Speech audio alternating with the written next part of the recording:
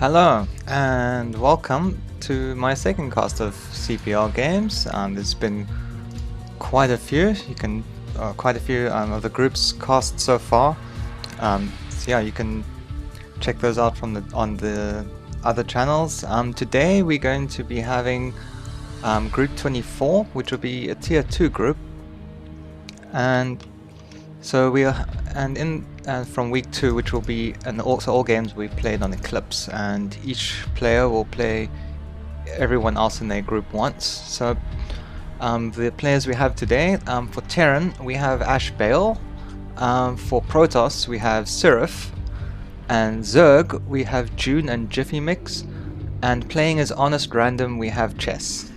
And by honest random I mean random is not allowed or proper random is not allowed in CPL, but he's decided to play random and announce to his opponent which race he's playing at the start of the match, which I think is very honest of him, because, well, and very noble, because that is quite a feat indeed to well, play a whole season of CPL as random, and then your opponent knows. That's, yeah, we'll see how he does, and hopefully has some interesting, tricky things to show us today. Hey, in chat, how's it? So, so our first match today, well, the first match in the group, or game in the group, will be Baal versus JiffyMix. So we're gonna have a ZVT. So hey, Psychro, how's it? Okay, so let's get right into our first game.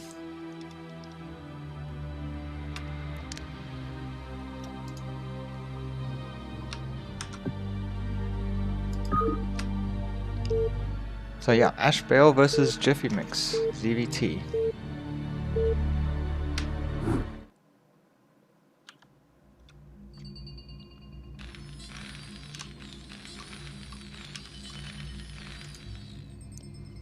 So in the top right, we have ash.Baal as Terran, and in the bottom left we have JiffyMix as the green Zerg. And let's see what we have today.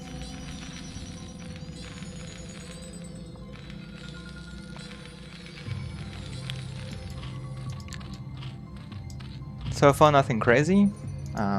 Building up drones on JiffyMix's side, as you would expect if you're not going for any kind of super fast pull.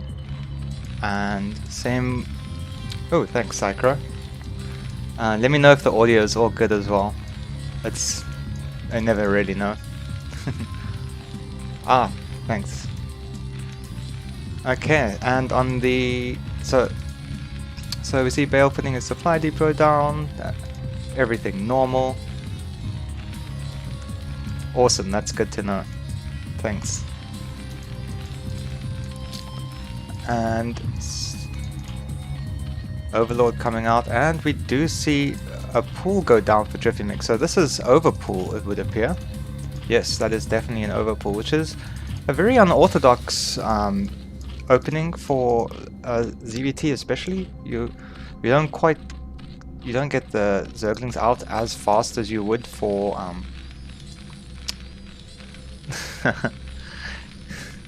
you don't get the Zerglings out quite as fast for 9 pool, which usually has some timings, although even that I've heard is questionable on Eclipse, especially because of the quite long rush distance all the way across. But maybe he's going to try and sneak them around. But here we just see the hatchery going down at 11, as we would expect from an overpool.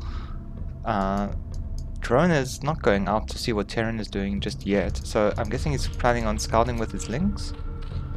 And here comes the SCV.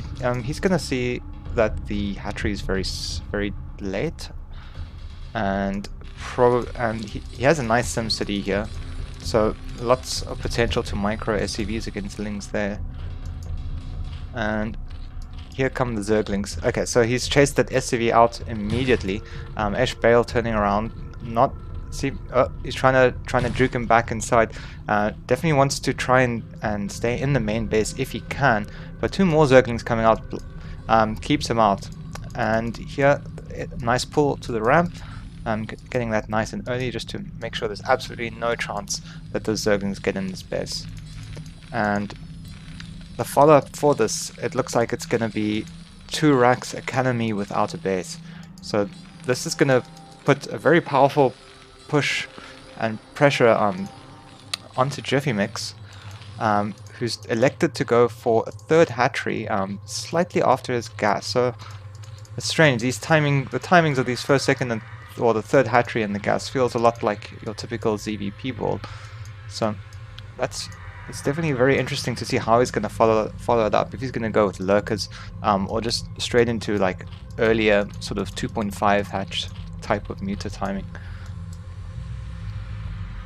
So storm, he says.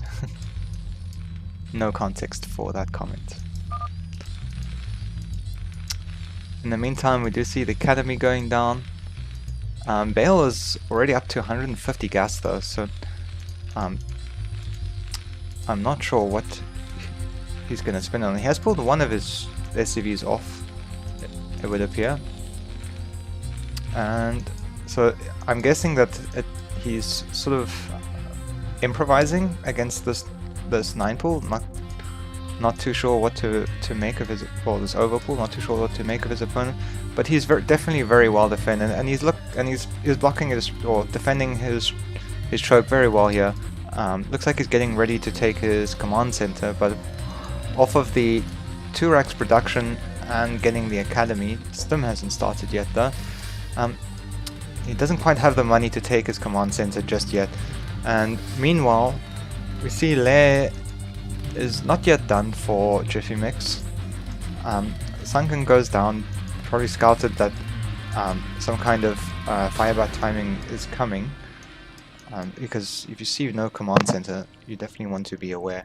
And I'm pretty sure that Overlord should have seen these Marines starting to move out. 2 Sunkens, and plus the Lings should definitely be enough here. Zergling speed is about halfway done, so it's not going to come into play here, but the 2 Sunkens plus the Zerglings, yeah, okay, this should be just enough. If you don't want to lose this Overlord though.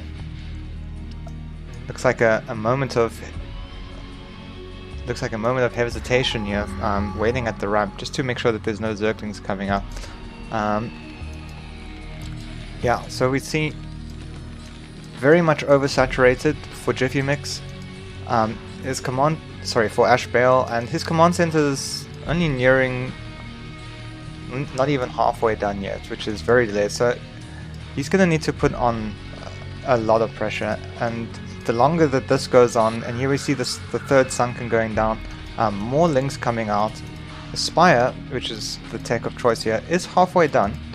So if this does not do very much damage, and I don't think it can, there's way too many links and 3 Sunkens there. No, you don't want to, yeah.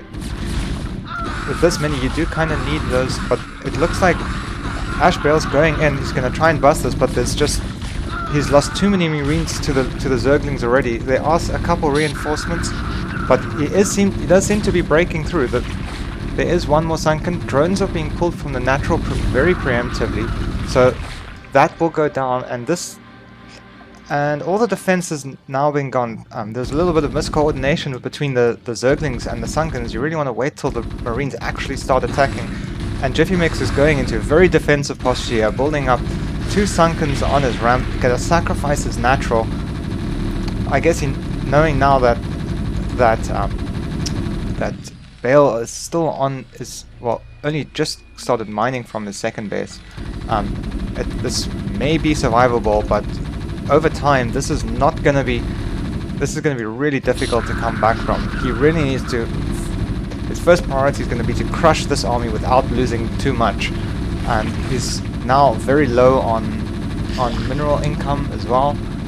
These drones are just parked here. A lot of investment has gone into these Sunkens. There's a total of 6 Sunkens made here, no natural, and it's it's really going to be difficult for JiffyMix to come back from this spot.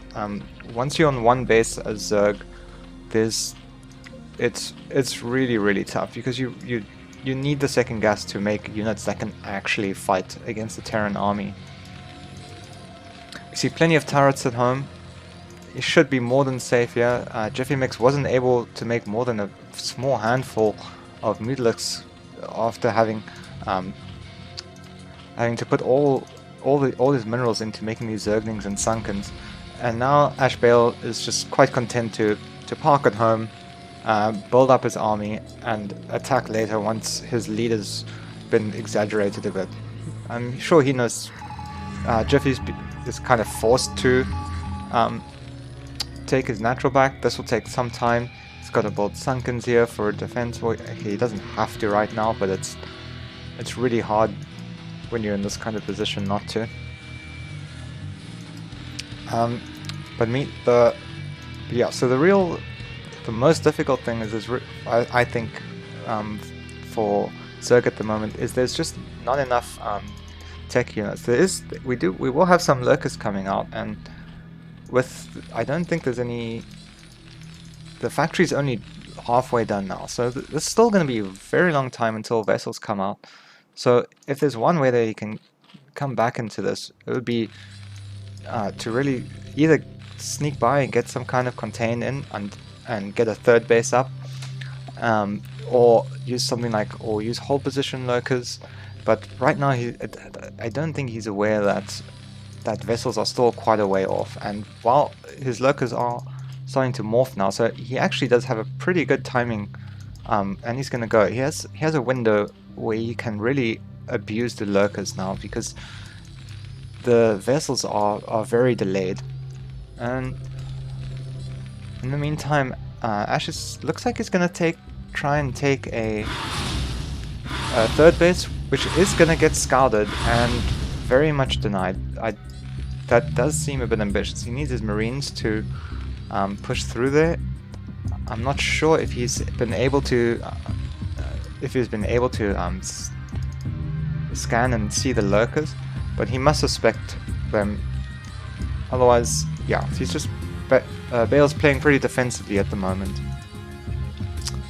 just making sure that he doesn't push out and lose all his army, and basically let Zerg re-drone up and get up to Hive. As for scans, we have 1, 2, 3, basically 4 by the time lurkers get there, maybe 5. One was just used now, wasn't sure where that went. And we see that JiffyMix is gonna probably take this 12 o'clock, which the scan is either gonna be the perfect or worst possible. Yeah, that scan has just missed it. It looks like he did scan the lurkers, and now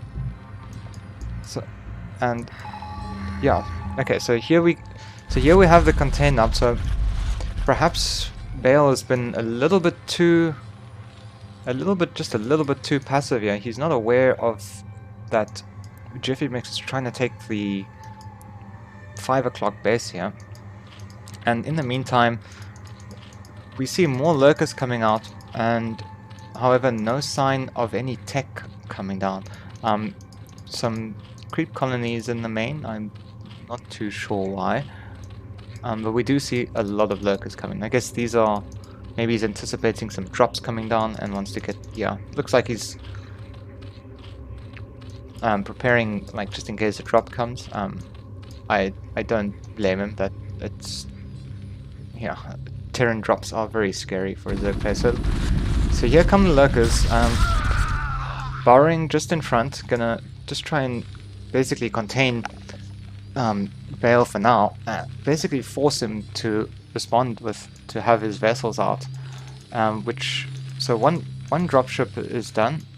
We don't see, well, one drop is about to be finished, and there'll be 2 more vessels after that. So it's looking like it's going to be a while before Baal will be able to push through this many lurkers. You can try and get an Archon. Oh, yeah, here come the lurkers. Oh, no, he needs to burrow those quickly. Okay. Okay, only loses one lurker, but there's still a lot. There's both a lot of lurkers and a very big army. So seems like we're gonna have a very big engage soon. So the dropship manages to get out. Mueller sitting here does not get to see it, and it looks like it's gonna be headed right for this. Okay, so Scourge are out, and this dropship should be denied. It looks like the Scourge on move command just missed the dropship, and yeah, that's lurkers are already here to defend the third, so it is still going to be a bit tricky. Yeah, so these Marines will be cleaned up in the third. We have a total of 7 plus 5, that's 12 lurkers in front here. And here we come with a big attack. There's no bunkers, and this is going to be really difficult for Baal to actually push through. These lurkers can now leapfrog, and yeah, there we go. And once they start to get really stacked up, one irradiate against all these lurkers is just not going to do it. Meanwhile, we see some Zergling reinforcements down here, and this is really going to start looking quite difficult for Baal to move out. Perhaps just being a little bit too passive, getting an advantage but not really pushing out, and just letting all these lurkers walk up into his natural. We see drones being transferred, but still no hive on the way. So this is, with no hive, this kind of has to work. But here, denying the SCV mining. Fortunately for Baal, didn't lose too many there. But although this natural is being delayed, I'm not, with vessels coming out, there's eventually these lurkers will be whittled down enough, and that moment is soon, and these Marines should be able to get some kind of an arc. Oh, but the stroke is really hammering on these Marines. Really difficult to micro around these, and now with such few Marines left, Zergling's able to come in and just stop the Marines from just getting the arc they need to take out the remaining lurkers. At the same time, we see upgrades are just finished 2-1 for Baal. Oh, Scourge coming in, gonna take out some of these science vessels. Nice snipes there. And the contain continues. Meanwhile, continuous lurker production, pretty much, and lots of Scourge coming out. Another big attack coming in. Oh, those were some painful spines out there. We do now see a tank coming out, so eventually this will be able to push something, but right now the immediate threat is that the lurkers are really getting onto these SCVs, and if these spines go off, about 5-6 SCVs go down. This has been an absolute nightmare for Terran to deal with. This command center is definitely going to go down, and finally we see sieges up. So while theoretically Baal can survive this, it just seems these lurkers have been worth their weight in gold this game. 3, 7, 2, 4 kills. So he's gonna have to back off now. Finally we do see Hive coming down, and an evolution chamber as well. So upgrades will be coming. Defilers will eventually be out, and somehow it does seem like Baal has managed to stabilize. We see he's still quite a bit ahead in supply. JiffyMix only on 28 workers, so I don't probably would like to get a few more at the third here to really be able to pump out from all 4 of his hatcheries. But meanwhile, Baal's just going to be able to go right back to mining and pumping out of his that's 6, 7, 8, 9 barracks.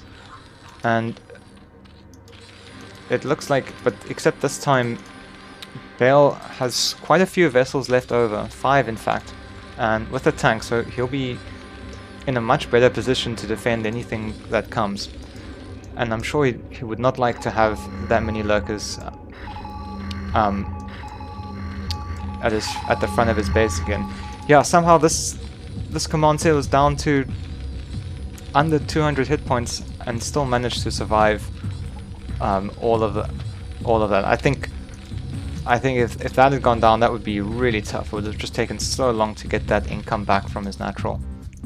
We see a whole bunch of Scourge coming out, some going up to the top to intercept dropships. Fourth base being denied by 3 Marines, as well as 2 Scourge. Nice pickoffs there. But definitely not going to be able to do anything here. And he's just going to run around. It seems they're just running around picking off any of these stray units that might be looking for to intercept dropships or vessels. But we do see 6 vessels here, and the Marines are not in time, and 3 vessels do go down. Very nice snipes there, and he is going to need to keep that vessel count low. Otherwise, there's just not going to be. He's just going to be losing all his gas units to irradiate. Meanwhile, we do see the Nidus going up, and more Scourge being made. Consume is almost halfway done, but we do now see a really big push coming through, and Defilers.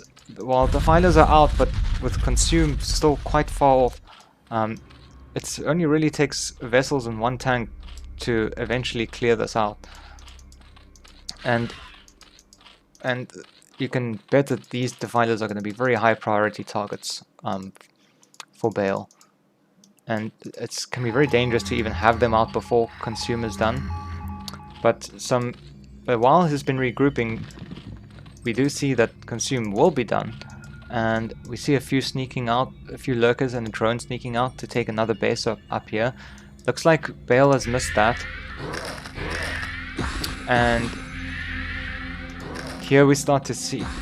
And now with Consume up, but look, so many of those lurkers are now down. It looks like he's not even going for the Defilers. He's just gonna try and irradiate, well, he has irradiated every single lurker. But he does need to bring one of the Defilers.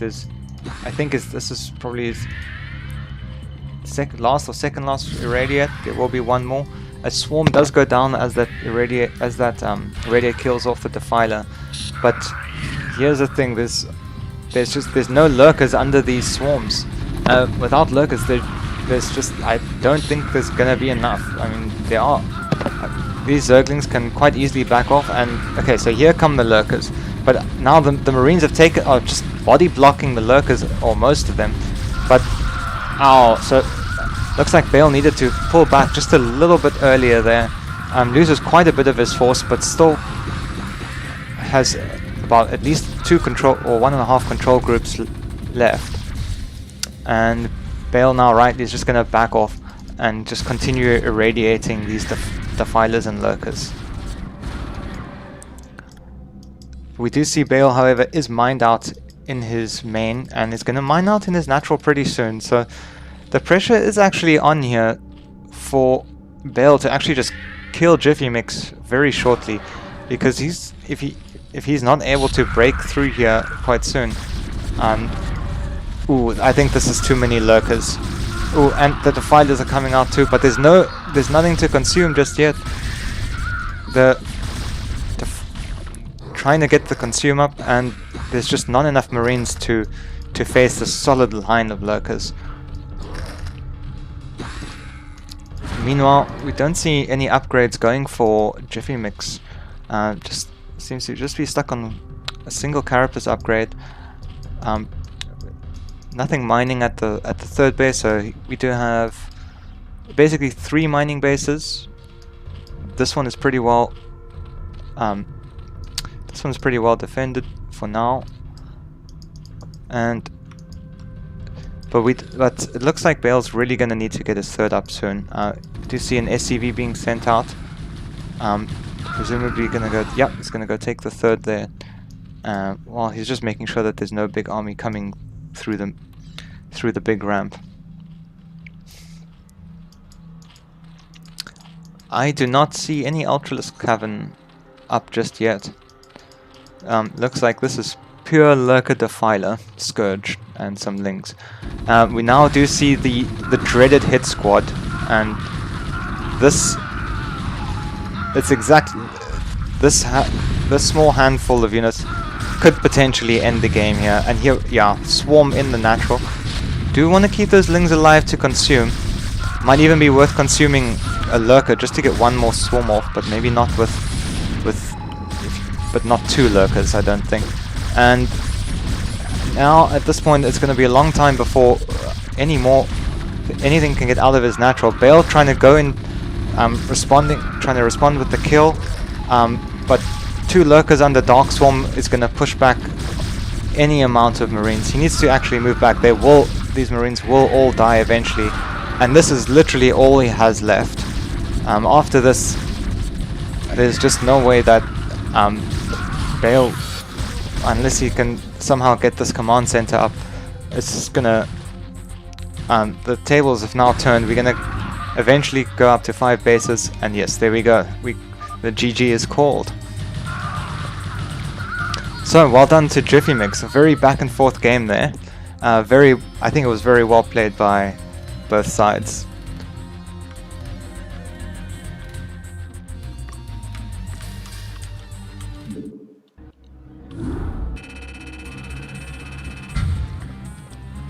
I have to let my cat out. He wants to go eat or do something.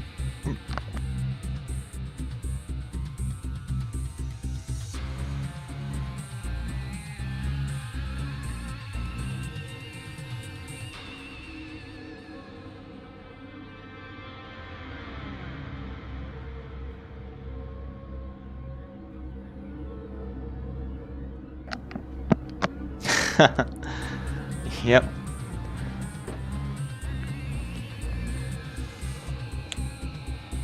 Yeah, I definitely think Baal looked like he was gonna win that. But yeah, I think as Terran, it is very important to, when you get map control, to keep map control for as long as you can. Had he sort of pushed forward and not allowed lurkers to just walk up to his natural, then I think we see a very different game.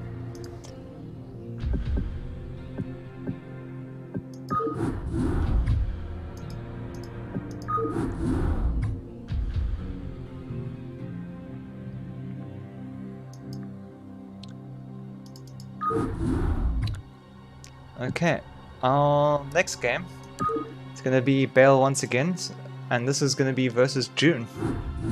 So we're gonna have another ZVT here.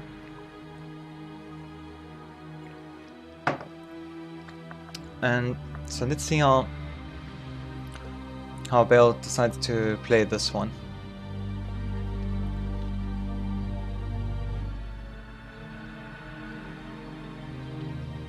Yeah, I think yeah, in chat, I think so too.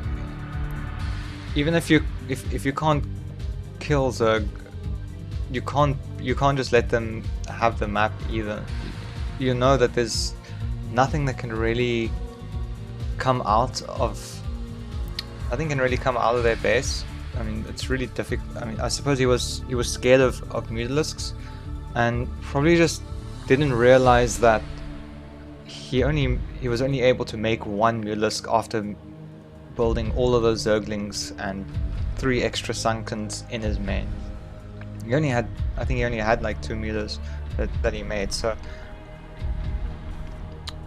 yeah, it definitely is. I think it is an easy mistake to make. You don't have full information. It's sometimes like, I know I feel like a lot of the time like my opponent is just able to do absolutely everything, and then you go and look at the replay and you realize, oh, okay, I could have just sat here, or I could have just killed him like 3 minutes before he killed me, kind of thing as well.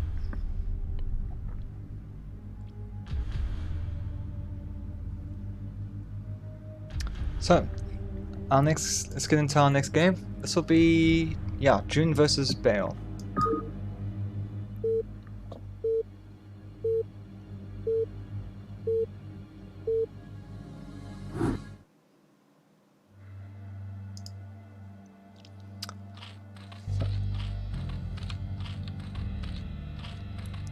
In the top right, in the grey, we have June. And in the bottom left, in brown, we have Baal.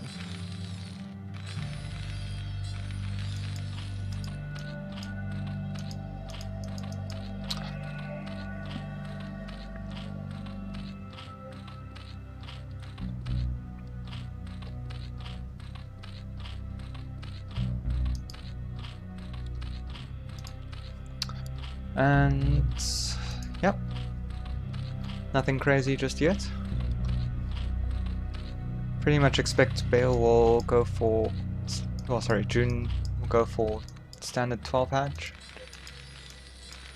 Baal looks like he's playing pretty normally as well, pretty standard. Supply depot coming down.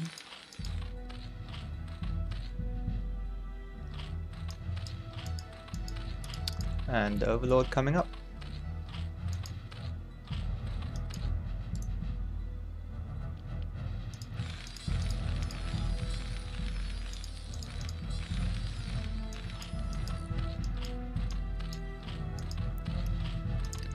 Nice mining on the corners here. It's always the best place to mine with these. Or I don't know about the other races, but with Zerg, okay, not when they do that. Your drones actually turn much faster back to the minerals. You can see this guy when you put them at the bottom of the corners. Here we see, so the Rax is going down. Pretty normal timing, it seems. Yes, so yes, this one boosts as well, so it should, yeah, it turns a bit faster. You can, sometimes it doesn't always do it. There's a trick where you just press return cargo when it's about there, about halfway down, and then it almost always goes into its sort of boost state.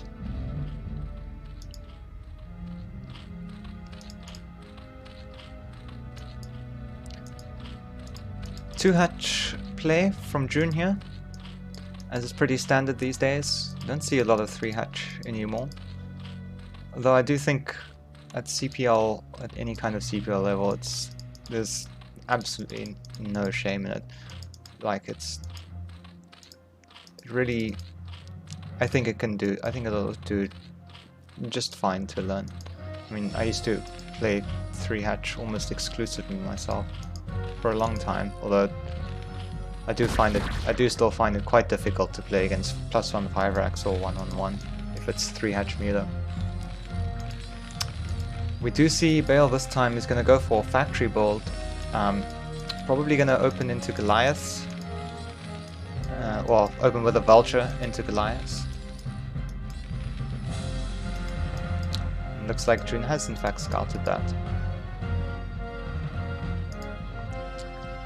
And the SCV getting away there, gonna head back home, just stay safe. So we should expect to see a Sunken come down pretty soon. If we're well past that 330, 335 mark when you would normally put it down to defend against the Vulture. So I'm guessing perhaps the gas was not scouted at all then. And here the ramp is being blocked. Command center being made on the high ground. So it looks like Baal's gonna try to employ some subterfuge here and try and trick, and maybe just keep June guessing as to what's actually going on. But the command center has gone down in the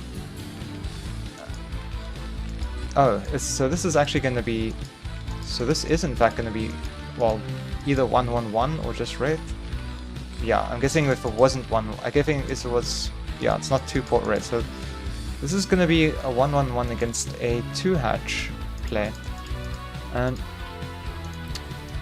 I think this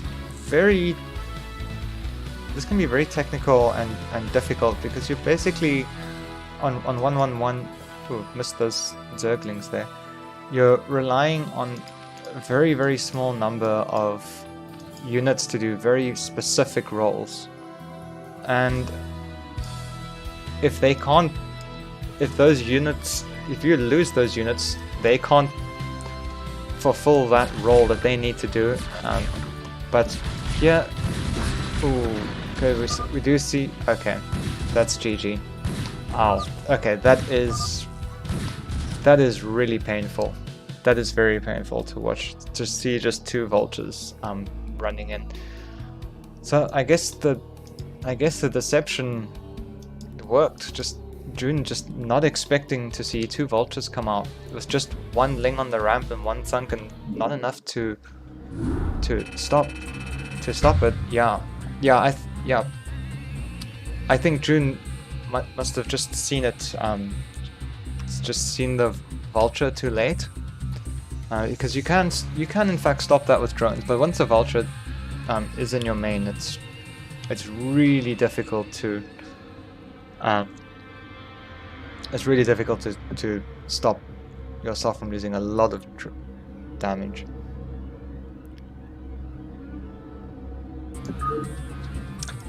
So Baal takes that win, and in a very short game.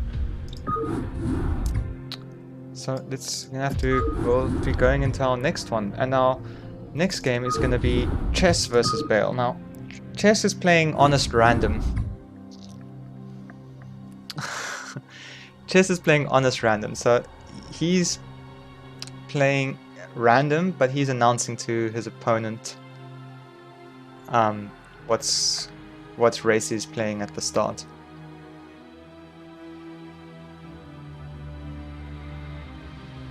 Yeah.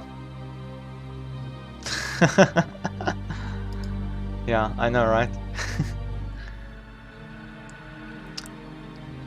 Thanks for all the follows, guys. Okay, so this is Chess as Honest Random, and it'll be against Baal, if I'm not mistaken.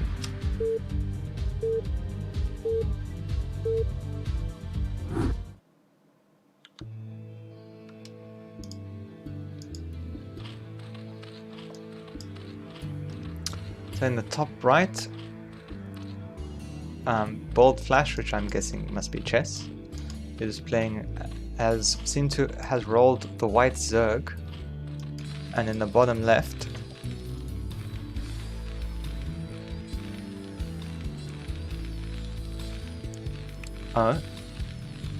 okay, so then is that in the bottom? Sorry, in the bottom left in red we have Baal.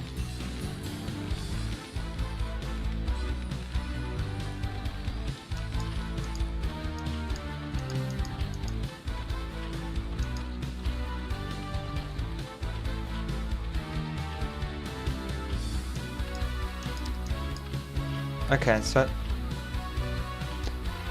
I'm guessing. Well, I guess we'll see if this is truly random, because I haven't seen any messages to announce what race he is, which I think we would have seen. So I guess so. Let's just assume that this is in fact true random, and so we'd probably expect to see a gas opening here from Baal, because it's just, yeah, you really don't want to open like bio command center against a random player, I don't think. But it looks like he is going to take a very fast command center. Nope, he's just going to go scout. So no, that was sorry, I was looking at the wrong minerals. So we see a 12 hatch. So this is Chess, I have to remember, not Bolt Flash. Okay, so Chess is going for 12 hatch. We should expect to see a spawning pool coming down very soon. Yep, there's the 200, and we'll see if he's going to go with a 2 hatch play, or yeah, he's going to go with 2 hatch and take the gas. And so whether this was actually random or not, it's all looking pretty normal now. This is pretty much exactly what you would expect to see from a normal opening. Baal's going to go and try and take his command center, but Chess is annoyingly going to try and deny it for a while. Hopefully not lose the drone. Couple more hits and he's gonna lose it. Ooh, ooh, that was very close. One more hit, that drone would have been lost. But nice good couple of seconds delay on the command center there. And for now, it looks like Baal's just gonna hide his scouts elsewhere on the map. Perhaps until later, maybe once he sees Lings at the front of his natural. And maybe just check that there isn't a very sneaky 3-hatch 3-base play. Yeah,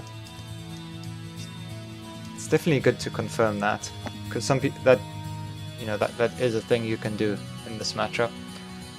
Basically, do a pretend 2-hatch build, but actually do 3-hatch, where your 3rd hatch is taken at a hidden base.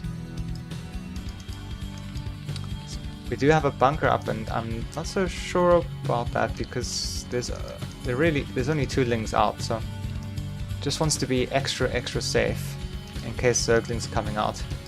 He did pull his SCV out of there, so he doesn't know if more Zerglings were made immediately.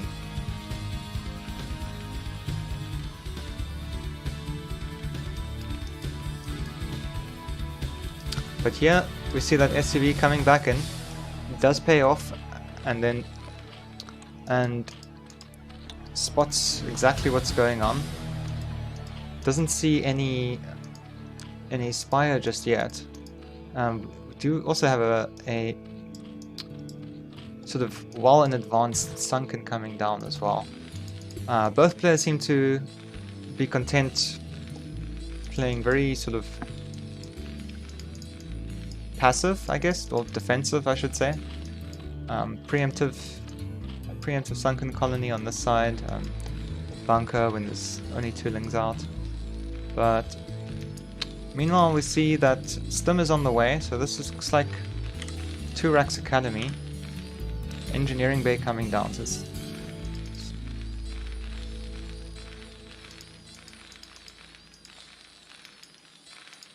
it's actually quite odd build, I think.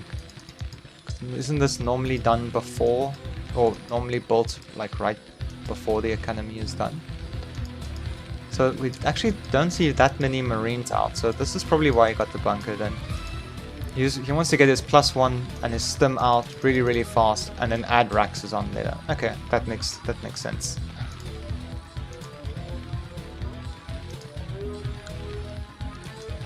Yeah, I mean, I guess he could literally wall this off with Marines, maybe put like a supply depot here. But it does look like it could be, with the amount of Marines that he has now, 12 Zerglings could theoretically come in and surround and kill this, but I think with the Marines in the bunker, they would do enough damage to keep them off. But here we see Hydralisks are out and Lurker aspect is almost done, so it looks like that this has not been scouted. There was a scan that went down, and I'm assuming that must have seen that Lurkers are on the way. And here we do see the second bunker. I'm worried about this turret placement. He's gonna need at least 1 or 2 more.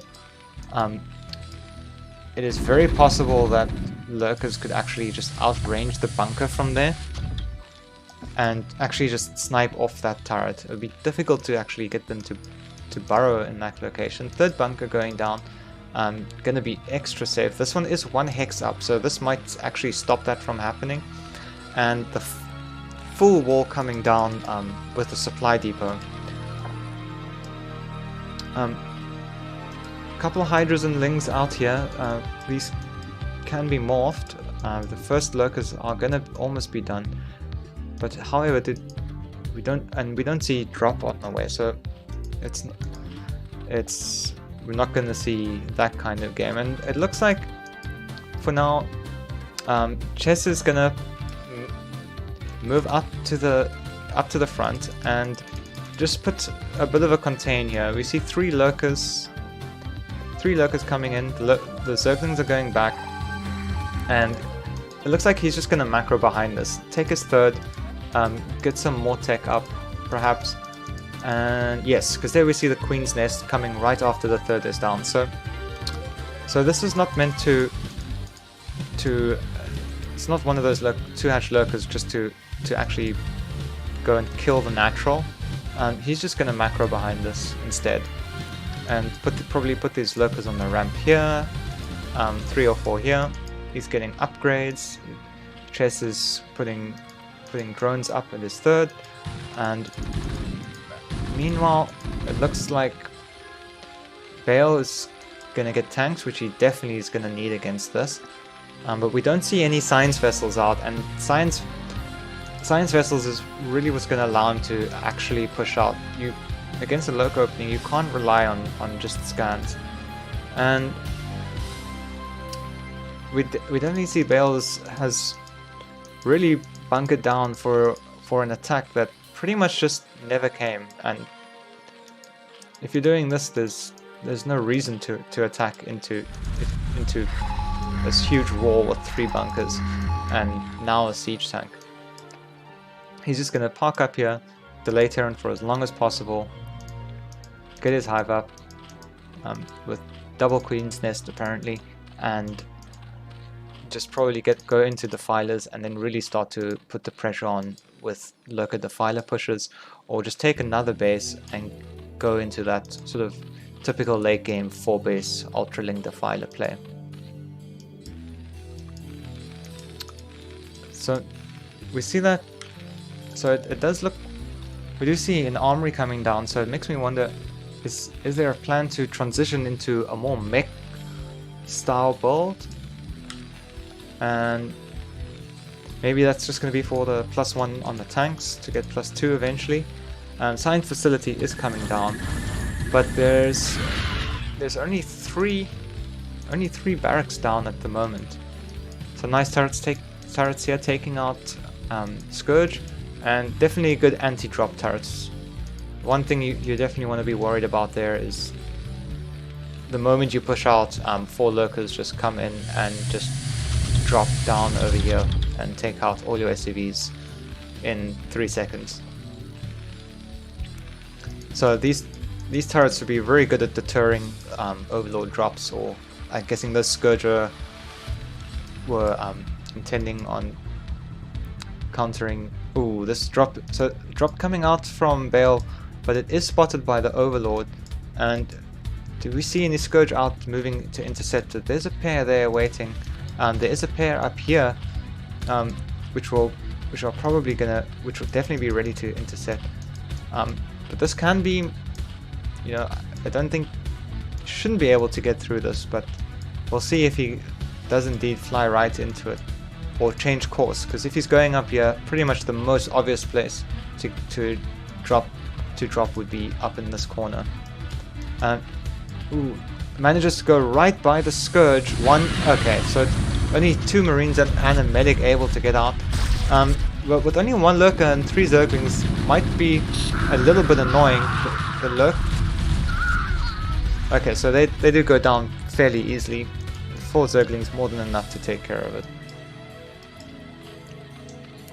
Sometimes the Marines and medics just get into this position, much like Zealots behind minerals, where just a small handful just takes, it's not even about the units you lose as a Zerg player myself, it's about the amount of time you actually end up having to spend to burrow and unburrow lurkers.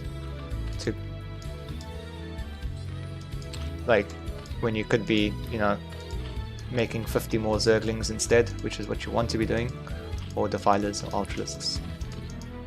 So, we do see +1 melee on the way. Our total upgrades for melee is, so we have 1-0 or 0-1, just 1 Carapace, and I suspect, yeah, we do have +2 Carapace on the way.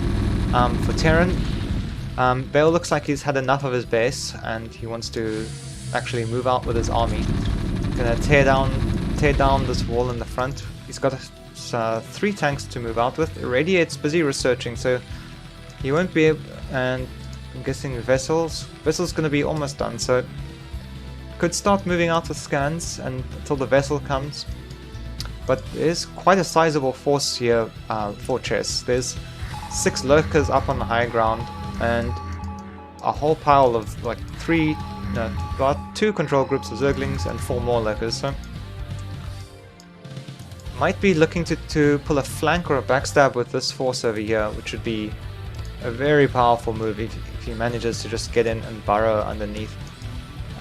So we do see Overlord speed is done, and if Overlord speed is done, probably, and I don't see drop researching, so I can only assume that drop is on the way. But yeah, as I was saying, if Baal decides to go up and tank push these lurkers away, great tactic would be to just pull these guys back if they don't get seen. Oh, okay, that is, I somehow missed 6 Valkyries being made, and it looks like, so it looks like Baal is about to go hunt down a lot of Overlords and pretty much supply block chest to death. This is not something that you see very often. Yeah, Baal is playing PvZ here, but we do see Defilers up at the natural, and it looks like has poked the Ash has poked the bear, and now this is Chess, knowing that he's going to get massively supply blocked, just needs one more swarm up. Okay, so unfortunately okay, so here we see 6 more lurkers. If they manage to get down right into the trope, it's going to be very difficult to deal with, and pretty much everything here is either dead or going to run away very quickly. And it looks like it's going to be dead for the most part. Okay, we do have one more swarm coming in. Ooh, on the ramp. And this is going to be very difficult to come back from, because we do see these Valkyries going around hunting Overlords. Chess is supply blocked at the moment, but now he's able to pull back and actually just punish these SCVs. There's still 2 lurkers on the ramp, so there's really absolutely nowhere for these SCVs to go, and Baal's economy is now just absolutely crippled, and the inevitable Ling follow-up is coming through. The streams of Lings is usually what's gonna finish this off, while the swarms are down now, so he will need a Defiler to get back up that ramp. But I think the real critical damage is done here. Even the science facility may or may not be spared. I think there's too many... Okay, I don't think this is... I think that's a little bit premature. These Marines will take care of that, but now one more swarm on the ramp, and this is... I think this is going to be almost GG. He is... So... Chess is very much supply blocked, and we do see a Plague go down. I think that would be the last tank, and so these... Are they irradiated? No. Okay, so some irradiates coming down on the remaining lurkers, so this will eventually be cleaned up. But Terran now on 1 base, and pretty much the only thing he can do is kill Overlords, but Chess responding with putting some spores up, but they're just not in time to save those 2 over there. So Chess managed... Ooh, and so 1 Valkyrie goes down, 2, 3 probably... No, that one escapes with literally 1 hit. That 2 armor really coming into play there. And flies into more Hydras and another Spore, so this looks like... It looks like the Overlord party is now over, pretty much. Because I don't think you can afford to do this again. You really need to make science vessels. Not quite able to get another volley off there. A swarm going down. And now we see that Baal's going to try and push back and to pressure Chess, but it's gonna be really difficult. He has to retake his natural. He's sitting on 1,300 minerals at the moment, but that is everything he has. And actually, he's just gonna go absolutely all out. and it's gonna send every single SCV. But Ultralisks are now out, and this is... I don't think SCVs do too well against Ultralisks, and nor do Firebats. And it looks like the Ultralisks are out just in time to take care of the SCV rush, and so there we finally see the GG. Very, very nice of Baal, and very well played. Some very interesting and very entertaining, very interesting and nice tricks from both sides. Definitely a good game there.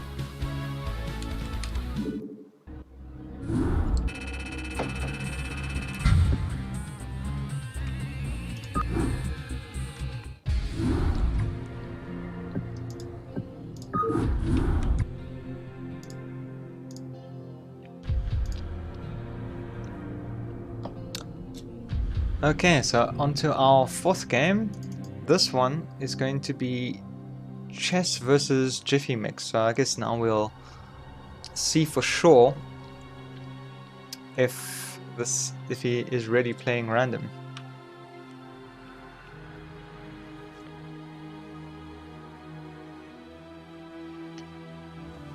Yeah, in CX, yeah, I think so.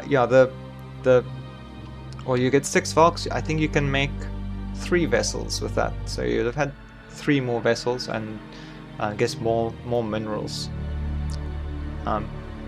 Yeah, I think maybe just... Yeah, I think Chess played that... I think his game plan was very solid. Go for... Just take a 3rd base on 2 Hatchalocas. We did see him scouting what kind of wall, what kind of defense Baal was putting up, and I guess once he saw the 2 bunkers and supply depots coming down, just figured, okay, I'm just gonna go with taking a 3rd, macroing up, getting a fast hive, getting defilers, and pushing defilers with lurker defiler, pushing lurker defiler into Terran's natural.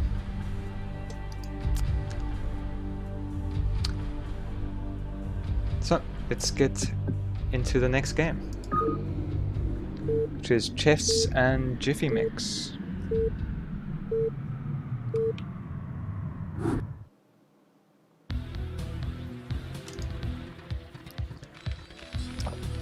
So in the top right, as Terran this time, we have chess in the bluish grey, and in pink we have JiffyMix as Zerg. So this will be another ZVT.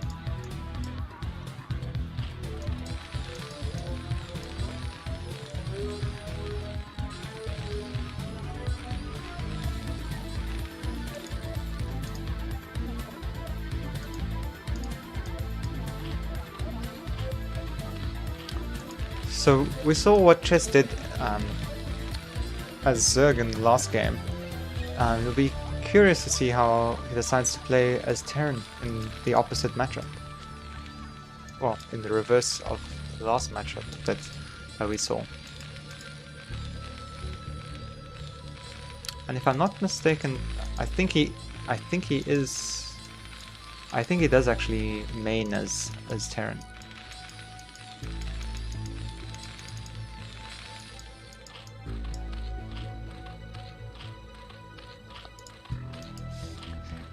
Yeah, we have lots of ZVT today, and it looks like we're gonna see the overpool build from JiffyMix once again.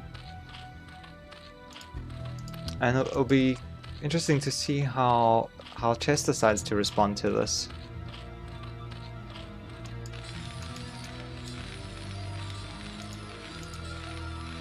So Scout is gonna go out, and it looks like you'll definitely be in time to scout this overpool. Will he recognize it as overpool and not 9 pool? That I'm not sure of.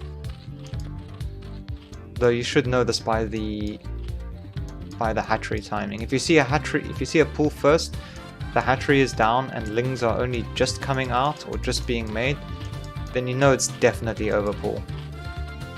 if Lings are running out the base and the hatchery is like about to start or just being put down, then it's 9-4.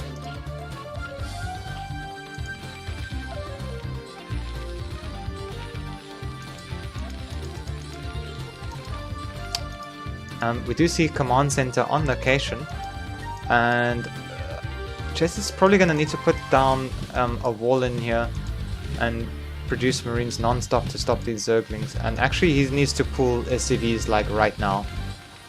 4 Zerglings on the way, actually, yeah, okay, sending this Marine out, that could be a huge death sentence here. The Marines are going to get by, sorry, the Zerglings are going to get by. Oh, are they going to be able to stop the Marine getting in the bunker? Oh, no, oh, that is... Oh, the SCV is in the bunker, but now the Zerglings on top of the first barracks. This is potentially an absolute disaster. Goes and chases that Marine.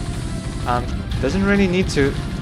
The main thing here that JiffyMix can do is just stop Marines from being produced. Stop mining, stop Marines from being produced, and that usually is what's going to end the game. It's going to harass the supply depot here. Marine coming up. See how the micro is. Will he be able to pull the SCVs, keep the Marine alive? Second Marine now out. But this Marine's going to get surrounded and quite easily picked off. Meanwhile, one Zergling hammering on that supply depot while it's being repaired. At the same time, we see more single Lings coming down. Just a single Marine in the bunker, but it is being repaired. And supply depot blocking off an easy entrance up the ramp there. Although I do think he can still get, yeah, can definitely still get up this side. Meanwhile, we see three hatchery once more. I'm guessing we're going to see Zergling speed. So this looks like very sort of standard 3-hatch muter. Yeah. Probably see a lurker, sorry, a Hydroden if it was going to be lurkers. So it looks like it's going to be 3-hatch muter. Pretty standard style, although he really does need one more drone on his gas here. And looks like quite a, yeah, it is quite a, definitely a good start. Resetting the Marine count really really limits what Terran can do in the early game. It's very common to sort of push out with pretty much a full group of Marines just to force some Sunkens, perform Mulisks out, but it's going to be very unlikely now that he can even do that. He had to pull quite a few SCVs as well. Repairing, all that mineral spent is lost opportunity to put pressure on Zerg to force Sunkens. JiffyMix is making one Sunken. On 3-hatch, it's not a bad idea. We do see some Marines coming out, but no medics. We have 6, well those, okay, well, yeah, it's going to be 6 Zerglings. Not enough Zerglings to take on these Marines, but medics are not out yet either, and there's no stim. And I'm guessing this is just going to be to scare JiffyMix into building some defense, but I'm guessing JiffyMix scouts that there's no medics with this and that they're not stimming. In which case, this one Sunken and these 10 Zerglings should be enough. He's gonna start putting down another one just in case. But yeah, you see Chess moving back immediately after seeing the Sunken go down, and he does scan a second one as well. It looks like he still hasn't noticed that there's 2 drones on gas, unfortunately. When you start building your muters, that's when you really should know. He's still been able to produce 8, which isn't bad. So the first 6 come out, it seems, and then there'll be a couple more after that. 7. So yeah, so he was definitely like about 300 gas behind for this type of build. You really want to be producing all 9 immediately. But we do see now, but nevertheless, he has quite a big mutiling flock out. and can very much take care of these Marines. However, they do go unscouted. This Overlord just slightly out of position, missing this move out, and they're going to be able to deny the third from JiffyMix. And we should see a cancel very quickly here. Yep. And immediately after seeing that, JiffyMix decides to turn around and defend his main with the Zerglings, and probably going to start harassing with these Mutalisks soon. But taking out only one turret defending on this side, and this is going to give a very nice angle here to get in on these SCVs. A couple Marines come out, but there's still no medics out, and without medics, these Marines are going to die really fast to these Mutalisks. And finding a nice little nook to do damage, but the Mutalisks seem to be glitching out and just taking tons of turret shots without firing off a single glaive there.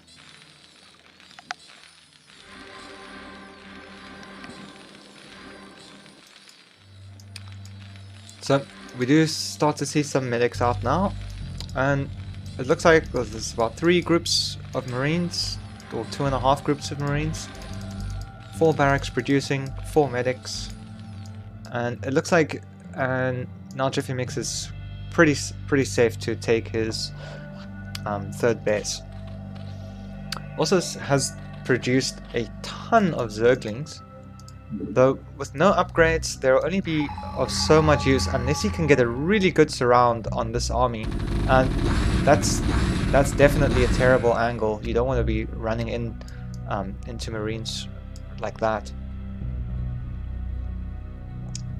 But the medics seem to be being left behind, and it does look like there's the Marine, like you need a couple more medics to actually keep this army alive, especially with this amount of Mutalisks and Zerglings out. And that is a nice arc, but on the wrong side. And 2 Hydralisks managing to sneak up onto the up to the base, and meanwhile this army is getting completely surrounded, just not enough medics to handle the sheer number of Zerglings surrounding that army. And with the Marine count being virtually completely reset here, yeah, that is not even 1 round of Zerglings. JiffyMix is now in a very good position to actually just keep Terran on 2 base and get his third up, get lurkers up here, go up to Hive and get the fighters. And instead it looks like he's gonna go straight into the main, but there's 2 bunkers, but there's only one Marine. Firebutt's coming out, but there's still plenty of Mutalisks, so it looks like JiffyMix has just been able to just go for the throat here straight away. No Hive required, it would seem. SCV's being pulled, manages to block the ramp quite nicely, but it'll only stop them for so long. Mutalisks, the combination here of the glaives and the lings, and both of them soaking up shots for one another, is just doing terrible amount of damage to Chess here, and I don't think that he'll be able to get out of this one. Lings on top of the barracks. This looks like it's gonna be GG very soon, and there we have it. Plenty of more Lings and Lurkers coming out. So well done to JiffyMix, going for a very nice kill there in that game.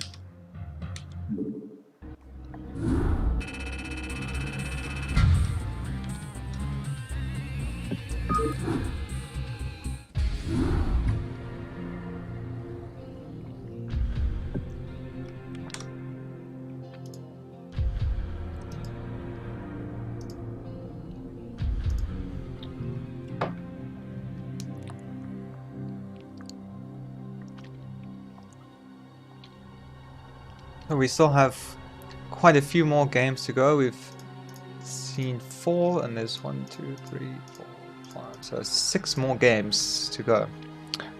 And next up we're gonna have Chess versus June this time.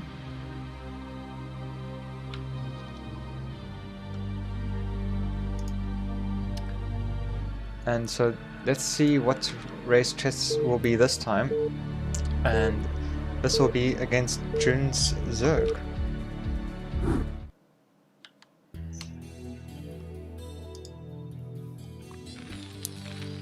In the top right we have chess's Terran.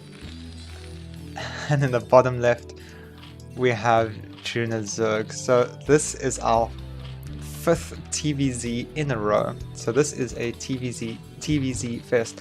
There is a Protoss player in the group, so if you're hoping to see some Protoss action, do not despair. It is coming.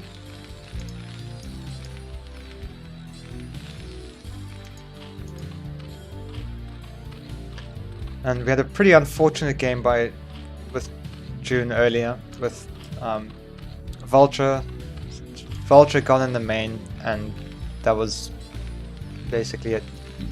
Yes, we should definitely have a ZVP. We should have June and there's another.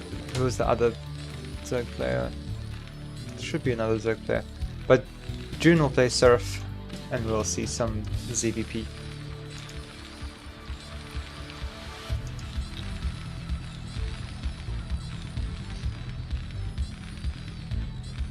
Yeah, that was June.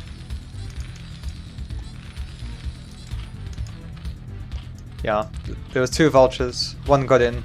Only one Ling on the ramp. If there's one more, I know that feeling. If there's one more Ling on that ramp, that vulture doesn't get in. Maybe he thought that they were there, or maybe he thought the Ling was on hold position. I think maybe what might have also happened is that both shots hit the Ling, where statistically one of those should miss. But that's the funny thing about statistics, is it's really hard to say should. And because the Ling died really fast, like it died like instantly, and then the vulture was in, and drones were about to die. So this game, it's gonna be another bio. Okay. Dancing SCV, nice. But we don't see the command center going down, so do see, and we see the drone coming in to scout what's up. Maybe he's making it late on purpose, but I don't think so. So see the first marine now, supply depot, and it's gonna make the command center on the high ground. Because meanwhile we do see the spawning pool about to be done. But it doesn't look like we're gonna have 6 Lings immediately. First 2. June did drone up all the way to 13 drones before making any Zerglings. So yeah, I was just gonna get a pair of Lings. Yep, just the 2, and gonna continue making drones, and deciding not to put on the very early pressure, maybe force a bunker. Just gonna focus on getting those Mutalisks out as fast as possible, and as many as possible, getting that 3rd up, and make sure that you have the minerals to get everything you want when you want to get it. Nevertheless, we do see Chess put a bunker down anyway, and with the command center on the high ground, so this is definitely playing much safer than he needs to here, especially with the only 2 Zerglings out. With 2 Zerglings, I don't think you can definitely get this command center on the high ground. You don't really need this bunker until quite a bit later, until you actually see 6 Zerglings. Because he's got the Marines to hold off the Zerglings as well. So this is really, it's just delayed his economy a bit.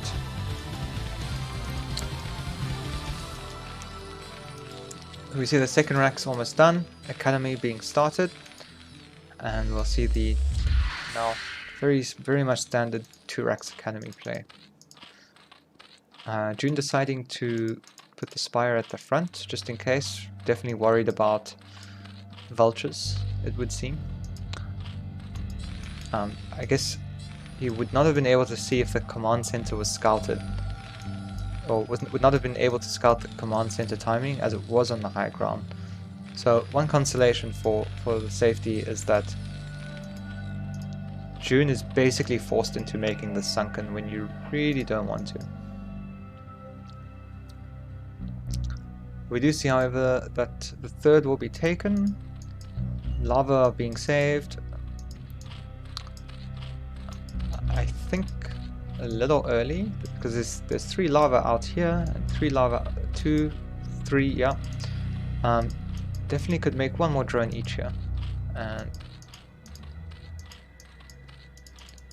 okay, so these are the oh yes, you need, so June hasn't made overlords yet, so it looks like the overlords are gonna delay the mutalisks slightly and hold back. Yeah, June's gonna be a little bit supply blocked here. Oh, it looks like an overlord was actually killed on top of that, so that's gonna set back the mutalisk timing quite significantly. Meanwhile, June's deciding to take the top left corner base. Very sneaky, but very rewarding if you can get this double gas. You can pretty much go straight into pure ultra. And so yeah, finally the overlords are done, and we do see the mutalisks coming out. For defense, Chess has about a full group over there. Turrets busy being constructed. They should barely be done in time. I'm not sure though, but I'm worried for Chess for the lack of medics, because you can't afford to stim. If there's no medics, you can once again mutalisks will definitely take care of it. Factory taking out, or turrets, factory spotting for that overlord there. Turrets taking out another one. June just deciding to hold back, and GG. Okay, I'm honestly not sure what happened there. Let's have a look at the map. Okay, well that doesn't work. It scans. Okay. So thank you, Chess, for scanning. I don't know, maybe this got scouted? Yeah, I think we have to rewind.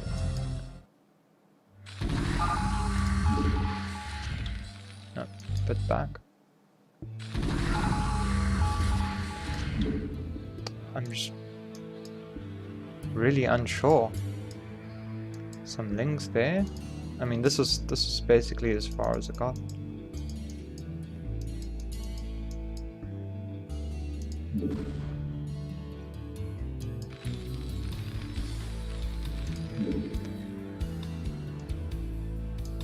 Yeah, that's pretty much the only thing I can think as well.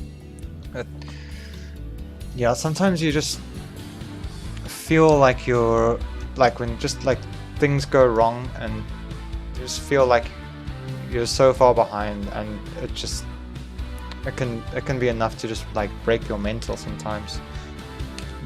But that's very unfortunate, because I really do think had June played on there, maybe just try to pick off some Marines. Yeah, it was definitely quite even. I mean, again, it's one of those things that's hard because you don't see what your opponent sees. And judging by the scans at the end, Chess looked pretty confused too. But that was definitely a playable game still, I think. Yeah, I'm not sure what else to say. It's very unfortunate. I think I would really liked to see how that game would have played out.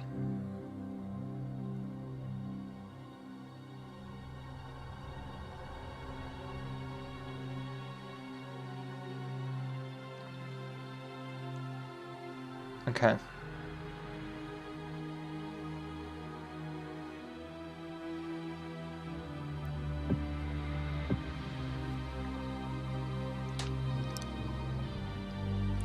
Yes, Sirref Protoss, I can understand that.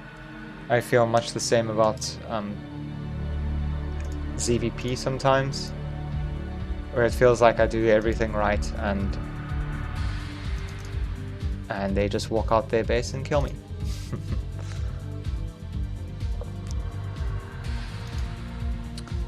So our next game, this one is gonna be June versus JiffyMix. So we're gonna see our first Zerg vs Zerg of the day. Yeah, I also felt that, I don't know, maybe he just like forgot some, like just got, yeah, it can be really frustrating getting supply blocked as Zerg, because well, I think as Zerg even more so perhaps, I'm not sure, because it's not, you know, when you're making those overlords, not only are you losing time and minerals, but you're losing larvae as well. And when you're still only on 2 hatches, it's really painful. And maybe just frustrated about maybe making the overlords too late for the spire, or something perhaps not. And just felt like, I don't know, maybe with, you know, my Mila so late, doesn't feel like I can get anything done, and was just frustrated, perhaps. Nevertheless, let's hope he does better. Let's hope we'll have a better game. This will be June versus JiffyMix.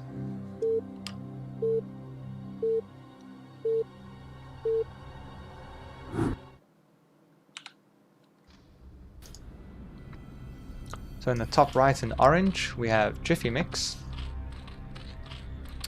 and in the bottom left in grey we have June.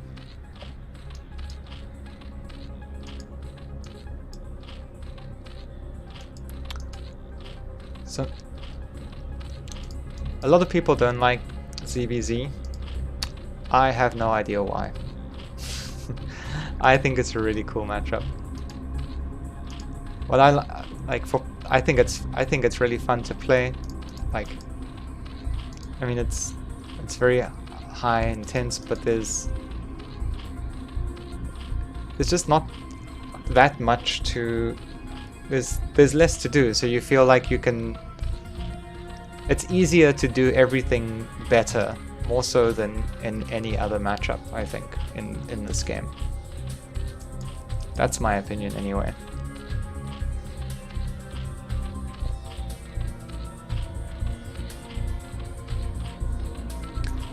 I think I find it equally as intense. Like a ZVT is a ZVT, like quote unquote mid game or end game, is every bit as intense as a ZVP end game. I think dodging storms, placing lurkers, getting swarms down, and all that goodness.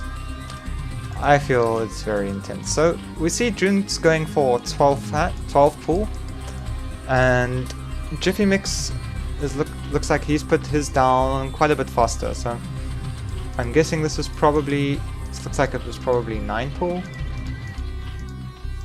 or perhaps overpull. We'll see by how many drones he has now. That is 10 drones. So then that would be overpull, I believe. Yeah, 10 drones is overpull, 9 drones is 9 pull.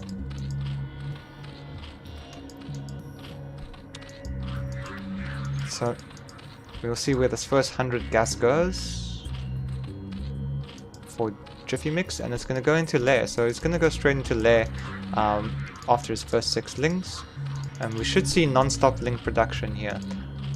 Electing not to take any drones off gas, so he wants to get the link speed out faster, but this could hamper constant production if you want, or you definitely won't be able to get any hatchery with this build.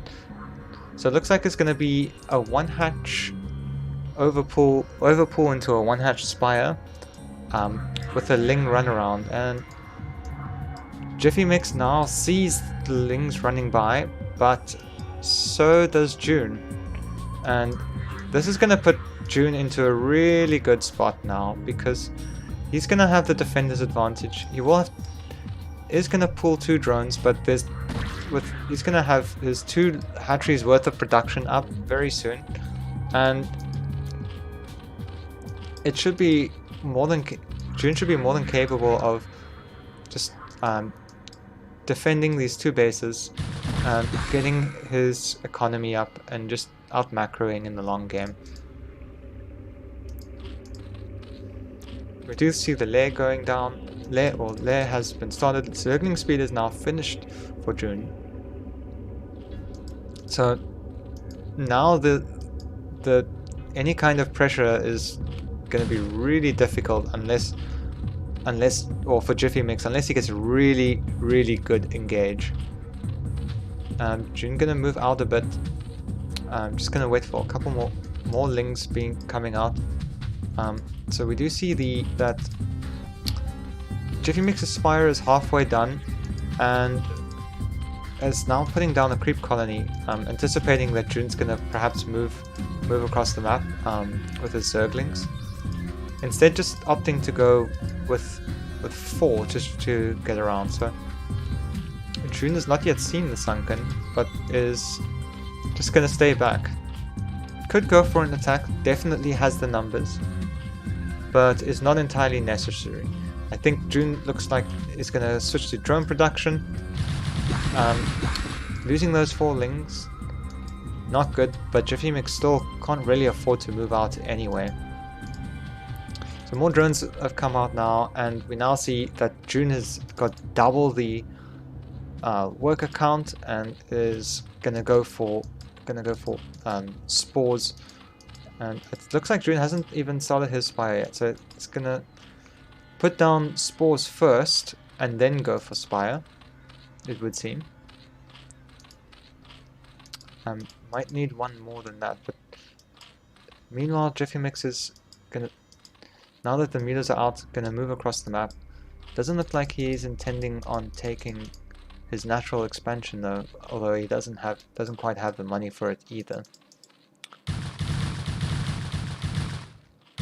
So here we see a big Ling engage. Unfortunately, some of the Lings are out of position, and there's actually just not enough. It looks like June might have overmade some drones here, because all the spores are going to go down, and as well as the natural expansion. And at this point, I'm guessing that was just a really must have been a really bad engage, with his Zerglings being stuck behind the wall. Looks like some of them were moving up here between the Spore and the Evo. The Spire's only just going down now. So this has sort of reset the base count. However, if JiffyMix attacks right now, which it looks like he's going to do, there's a Sunken coming, but this Sunken is very exposed. You'd really want this Sunken over here, or with the spawning pool, hiding it inside. There are some Lings as well, but there's no way to pull the drones around the Sunken, so it is gonna eventually go down. But it looks like it's doing a good enough job getting most of the Lings out, but the Mutalisks are adding quite a bit of damage here. So now with all the Zerglings dead, and even though June's Spire is almost done, there's gonna be okay, so June will have money to make Mutalisks, but not the larvae. There is plenty of supply, and making a drone. So, and this Overlord's gonna go down. But meanwhile, JiffyMix just sticking to one base and single hatchery. Still on very low drone count. Does have quite a bit of excess gas, but seems to be quite happy to just make drones and Zerglings when there's not enough gas, but so gonna now start harassing June's extractor, and June just putting up a lot of or pretty much forced to putting up a lot of sunken colonies, but these Mulisks are doing a lot of work here. June can't even mine very much gas right now.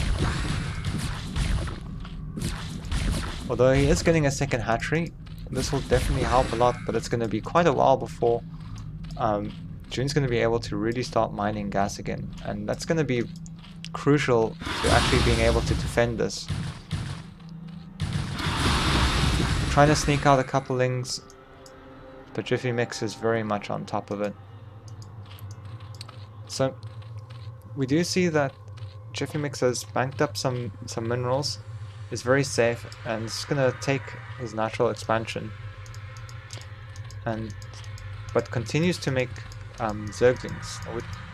I would think in this spot, when you've seen your opponent make so much static defense, sunkens and spores, you can definitely afford, and especially if they don't have mutas and you have mutas but you can't really attack, that's the time you want to get drones, and especially if you're busy making your natural expansion.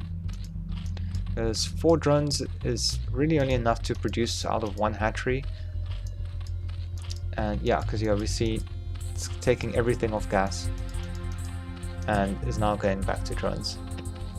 You could definitely have started making drones just a little bit earlier.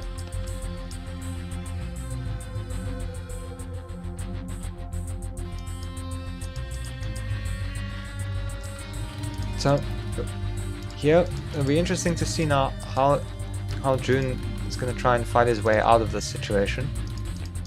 So he has defense, quite a few lings, 8 lings, but there's so many Mutalisks, and they're gonna jump. The lings are diving on top of the sunken. There is another sunken here, but it's quite far, and it looks like JiffyMix underestimating just what 2 spores can do. Almost takes down that spore. If that spore goes down, ooh, losing a muta then. If that spore, ooh, Queen's Nest. This looks like it's gonna turn into quite an interesting game here. So either gonna go for Queens for Ensnare and maybe try and scourge all the Mutalisks, or take up to Hive and get Devourers. So yeah, this is the linchpin of June's entire base. If this spore goes down, then there's pretty much nothing defending June, or nothing that's going to keep June in this game until he gets a healthy number of Mutalisks out. But meanwhile, we see JiffyMix is getting his second base going, hasn't taken the gas yet, just getting that mineral income up in the meantime, and hasn't put drones back on his main gas. And just as I say that, there he goes. Gonna take the second gas as well, and this is now where the real clock starts to begin for June, because once JiffyMix starts producing Mulisks out of 2 bases, that's gonna be very difficult. JiffyMix does see these lings coming by, so should be well prepared for that. Gonna put a sunken down, but there are Mutalisks here to defend.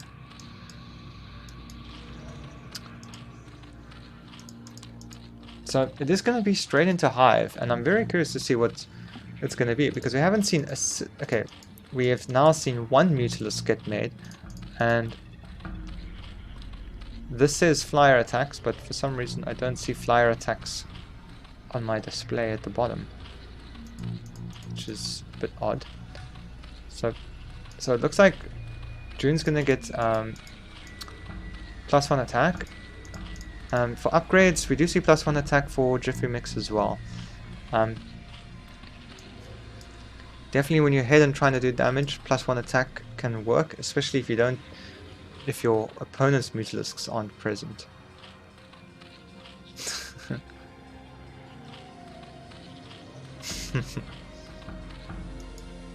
I'm not actually sure you can. I'm not sure you can actually broodling larvae. I wonder if you can broodling eggs. Should try that.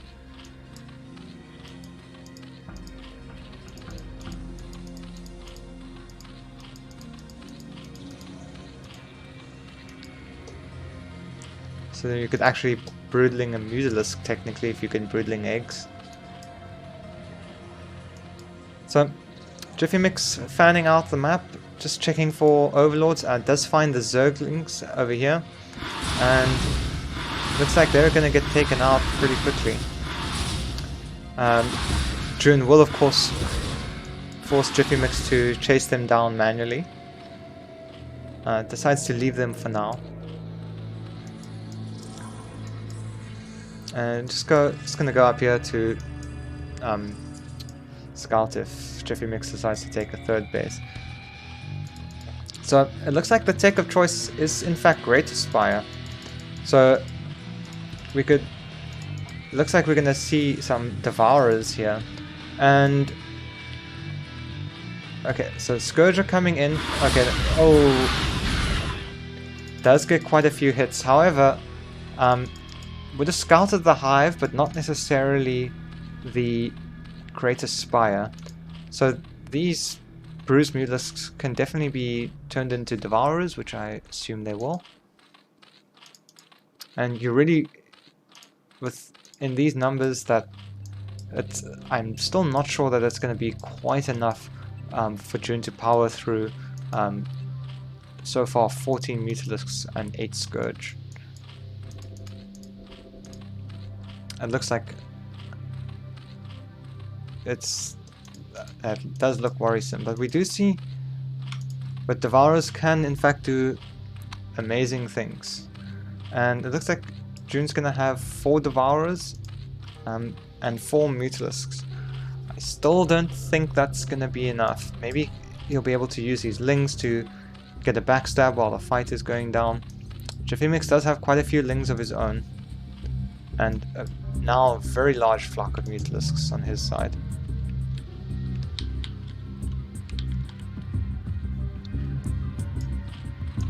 And just pretty much just waiting for June to do something, it seems. Knows that there's something coming. Meanwhile, June's decided to take a hidden expansion at the, what's the 9 at the 10 o'clock base. And JiffyMix has decided his armies should be big enough to go do some real damage to this one base Zerg. And you see a ton of Scourge coming in. Devourer's getting off shots. Is it going to be enough? Remember the Devourer shots? Okay, and that's GG. Yeah, because in the end it was just too much Mutalisks and too much Scourge.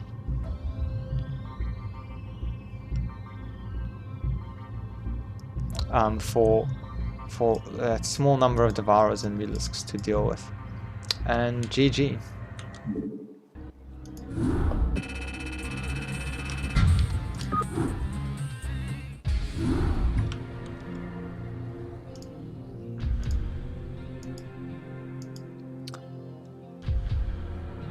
So our next 4 games is going to be all Sirref, so these will all be Protoss games, and our first Protoss game with Sirref will be against ash.Baal. Now, I'm a Zerg player, so I don't know TVP all that well, but I have my expertise basically is watching ASL and a bit of BSL and a bunch of other games. So let's see how it goes. Sirref vs. Baal.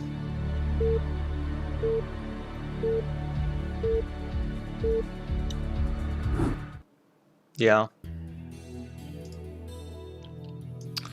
So in the top right, in the light blue, we have Baal. And in the bottom left, in magenta, we have Sirref as Protoss.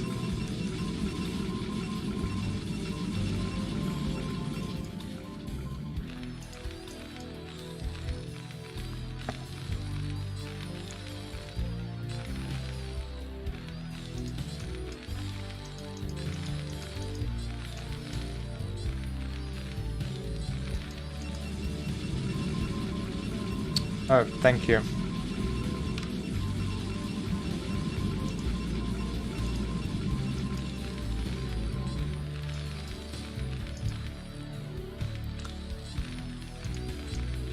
Okay, so it's our first Protoss game of the day, and we do not see any pylons in the middle of the map. Just happily placed in the main base where it belongs. And similarly from Terran side, no barracks in any odd sneaky locations either.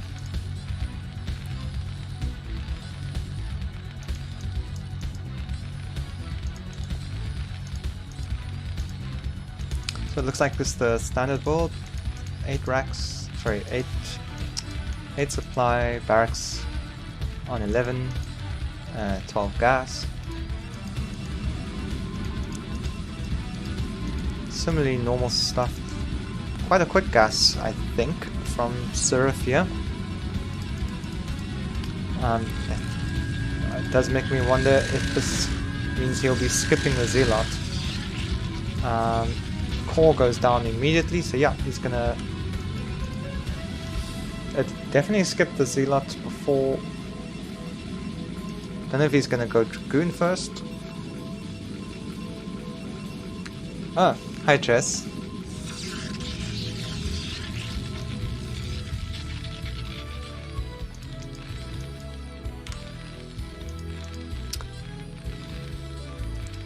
See the probe crossing the map. SCV is already checking WhatsApp here.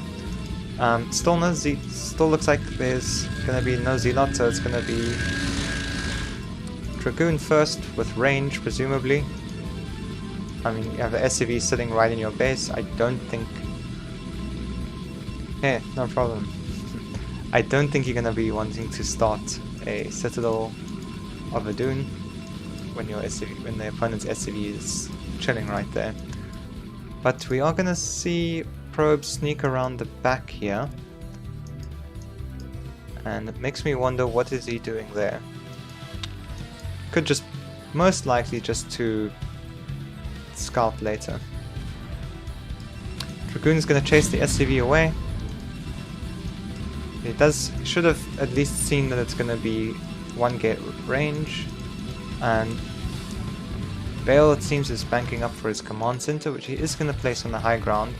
And we do see factory go down. So this looks like no more barracks. So this looks like I'm guessing this would be some kind of siege expand type of build, where you're just going to get a tank up or perhaps mines and just build up slowly and get your expansion very safely.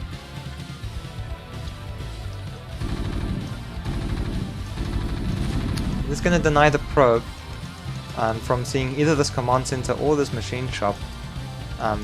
Meanwhile, we do see that the Nexus has been down for a little while. There's 2 Dragoons out now, but Sirref has yet to start adding on any more gateways, and instead it's going to go straight into robotics for this facility. So I'm guessing this would be a 1 gate expand obs kind of build, and yeah. No siege mode being started yet, so gonna get the first tank is now out. Sirref very happy to just stay content in his base, deciding there's not to put pressure on Baal just yet.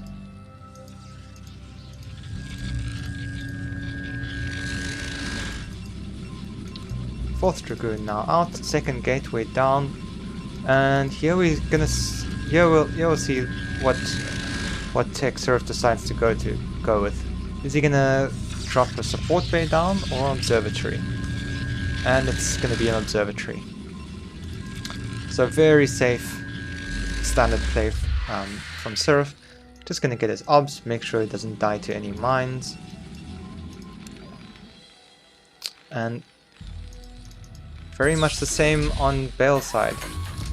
It's just getting his upgrades. Siege is done.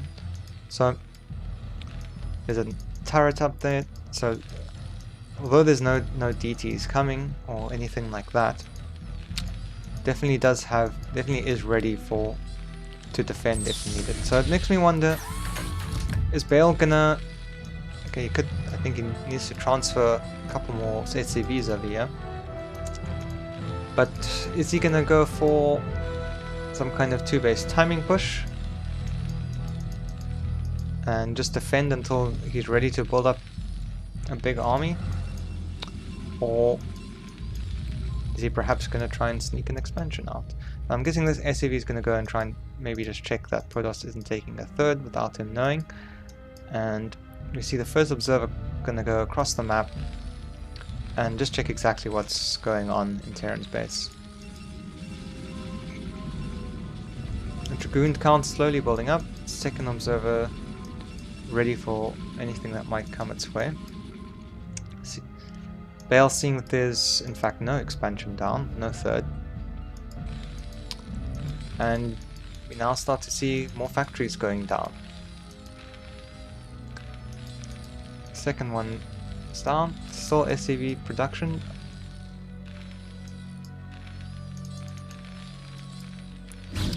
So Dragoons are moving out now, and looks like Sirref is about ready to get another base. So he's probably seen that Baal's being quite passive, just staying in his base. And there's no turret, well, there's one turret in the main, but spotting that there's only 2 factories at this point, I'm sure is going to prompt him to send out a probe to take an expansion.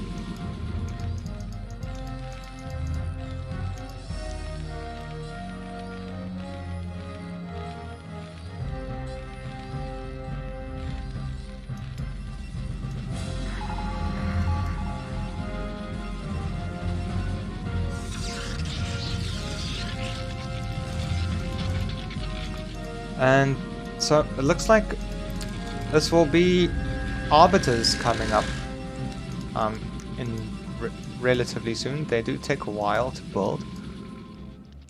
So yeah, so I guess this is like a 2-base arbiter with an expansion if your opponent doesn't do anything. Not doesn't do anything. If your opponent stays in his base, we should say.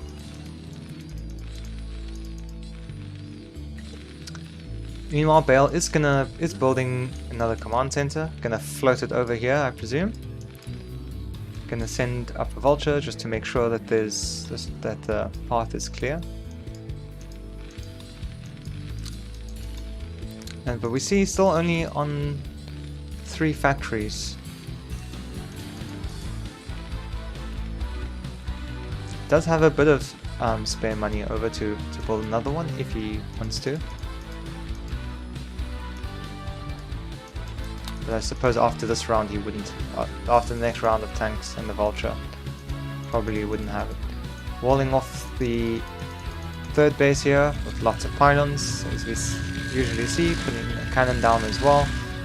And we see a ton of probes coming into the 3rd base. I hope he left some behind for his natural.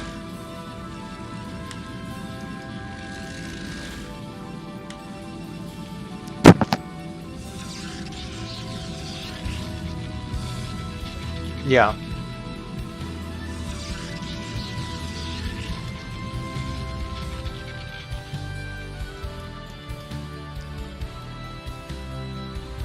Yeah, I agree, NTX. But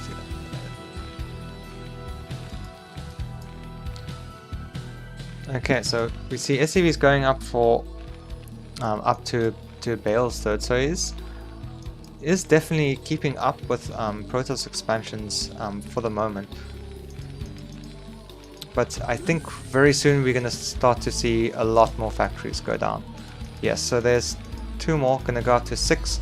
I think you can support 8 on 3 bases, which is going to have up pretty soon. But we do see that the Arbiter is out, and I don't see very much that Baal can really contest that with. Zealot speed is done, so we're going to start seeing a lot more Zealots out. They'll be able to get on top of the tanks, and although he is pretty well defended, he kind of has to spread his tanks all over because he's not pushing with any of his tanks or getting a position on the map itself. So because of this, his army is basically spread over multiple locations, which is I think is very breakable with either a recall or the right stasises. I mean, here, if a stream of Zealots can get up here, you can just sort of stasis either one of these tanks, send 1 or 2 up to defuse to tank the first couple of shots. But instead, Sirref's he's not looking to push that just yet or put on any pressure, and he's gonna go and take his 4th base. So someone eventually is gonna have to blink in this game, and we're gonna see who it is. Oh, hi Baal, just in time.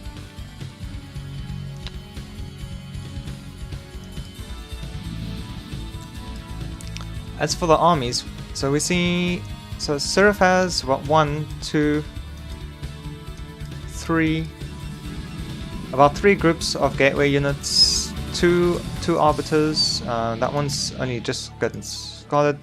This one can recall if it wants to, if we have recall finished. So it turns out a Zealot can beat a Vulture in a one-on-one fight.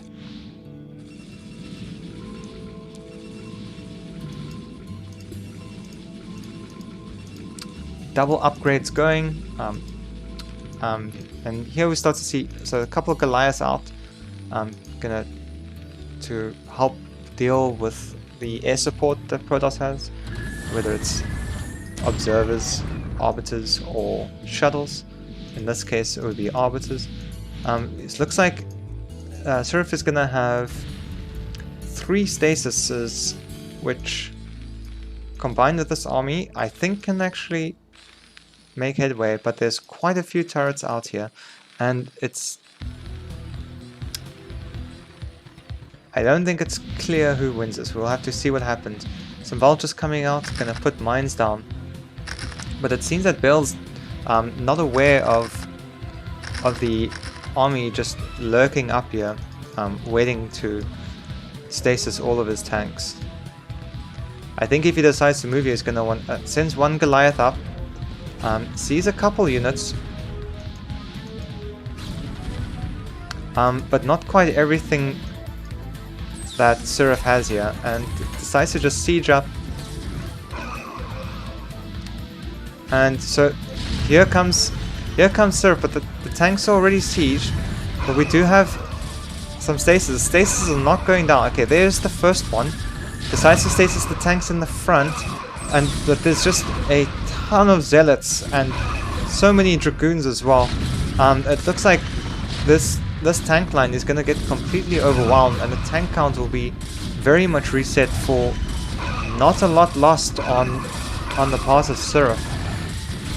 And he has definitely enough gateways to churn out some reinforcements. And it looks like Sirref will very quickly be breaking into the main of Baal. And this looks difficult for Terran.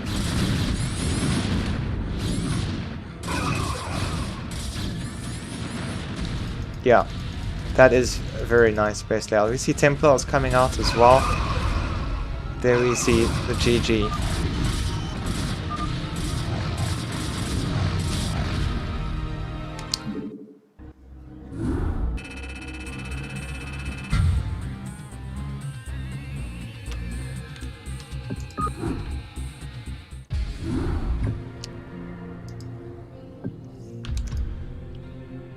Okay, our next game will be Sirref versus Chess, and we have no idea just yet what race Chess has played in this one.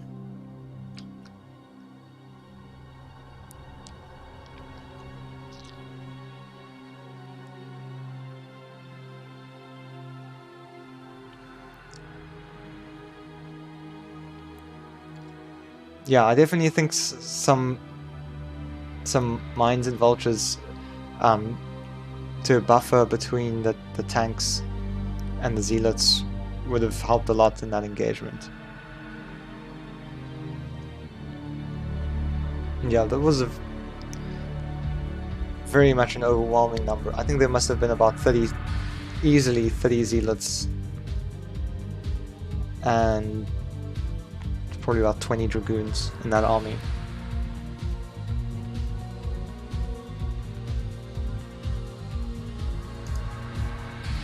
Yeah, tanks are good, but they definitely need support. Okay, so let's go into our next match. And this one is Sirref versus Chess.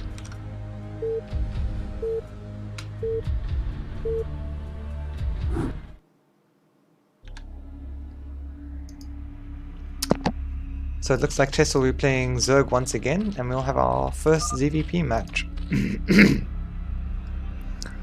And he'll be blue in the top right, and in the bottom left, as Protoss again, we will have Sirref.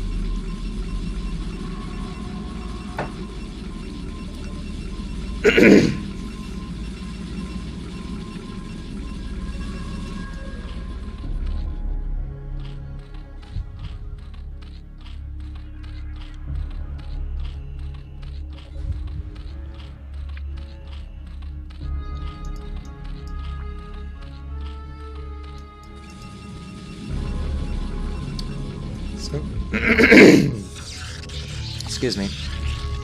The Sirref is gonna take his expansion, as you'd normally expect in ZVP.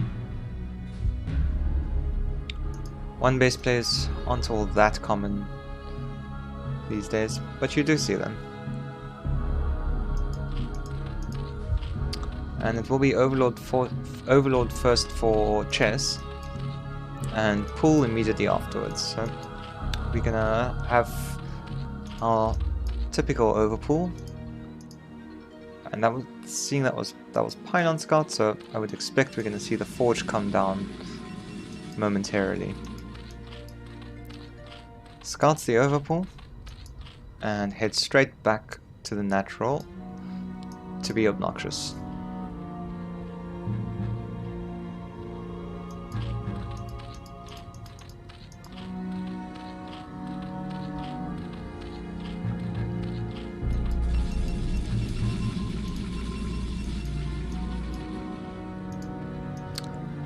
Meanwhile, it goes in. And is he gonna get it down in time? Yes. And all is right with the world.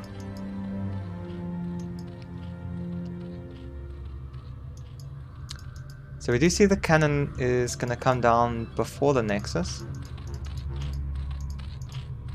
Just to be safe here. I don't think it's entirely necessary if they put the hatch down before getting Zerglings. And we only see 4 Zerglings out. But we do see that there is a drone in the base, so I do wonder if he's going to try and keep this drone alive long enough to keep scouting Protoss' tech, because there's really absolutely no way that this drone is getting out this base alive. Meanwhile, some Zerglings chasing down the scouting probe, another 2 to head out to keep tabs on the wall here, and the drone heading out to take the 3rd base.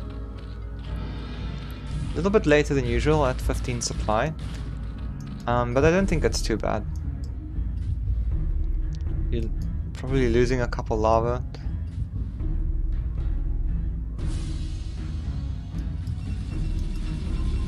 So we do see drone coming and trying to harass maybe a little bit. It'll be very difficult to get much done with that. Zerglings parked outside patrolling the main base, and it's going to be 3 hatch into lair, so we should expect to see a spire go down once this lair is done. See the core is on the way, and this drone is actually still alive and he's going to heal full up. I'm not sure what he has, I'm not sure what is being planned here. He could try and put a proxy hatch up. I mean, there is that location and that location, but this is valuable real estate which I... yeah, that I think Protoss should see it. So Sirref does in fact remember that there's a drone in his base somewhere, and is now sending out a zealot to deal with it. See the spires down in the natural. 3rd hatch is up. And we have +1 on the way, so we've seen... So, okay, so it's gonna be Corsairs and then +1. And I suspect we'll see Citadel go down.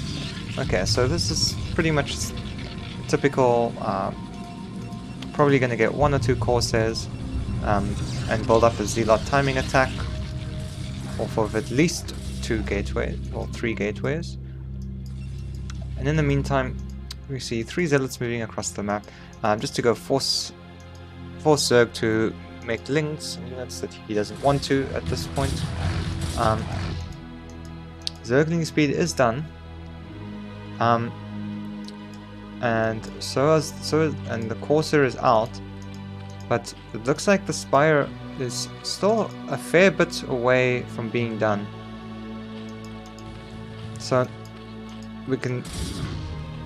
So in the 3rd we see... So the Zealots have gotten on top of the hatchery, and there's not enough Zerglings to actually contest this just yet.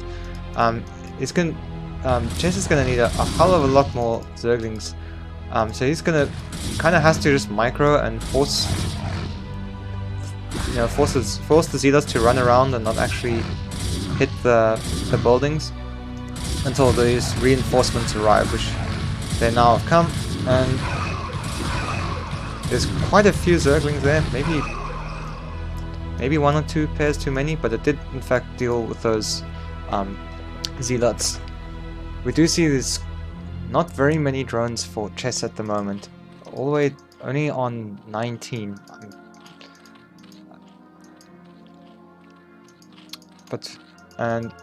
So see Scourge coming. I'm not sure. I'm sure at least 1 Overlord probably got killed by the Corsair, and I think the Corsair itself might have been killed. No, you see it here. So gonna run these links into the main. Manages to very easily take out the cannon, catching Sirref off guard here. Gonna perhaps get some probes, but some very nice micro by Sirref pulling the probes and glitching out the lings a bit. The lings don't glitch out too easily compared to some of the other units. Eventually they do get taken care of. You see an Archon on the way. Some more cannons down. Probably anticipating or being prepared for Mutalisks coming out. Although no Mutalisks have been seen just yet. Meanwhile, Hydra's production has started. We're up to our typical 5 hatcheries. I'm assuming upgrades are either both done or range. Yeah, so speed is done. Range has now just been started. Chess is going to put some creep colonies down to just defend against a Zealot attack. We do see +2 is now on the way, so... But it looks like it's going to be a while before Sirref will actually be able to push out too much. It's nice to have these Templars and the Archon, but for Zealots, I Okay, well, 5 zealots is still not quite enough to really put pressure on against 5 hatchery Hydra.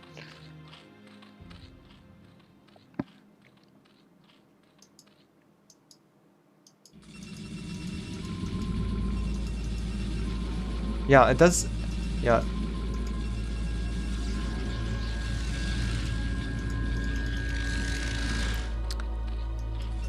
So you see lots of probes, lots and lots of probes. As for drones, we see the chess has 7 there, 9, and so there's enough to keep the bases saturated.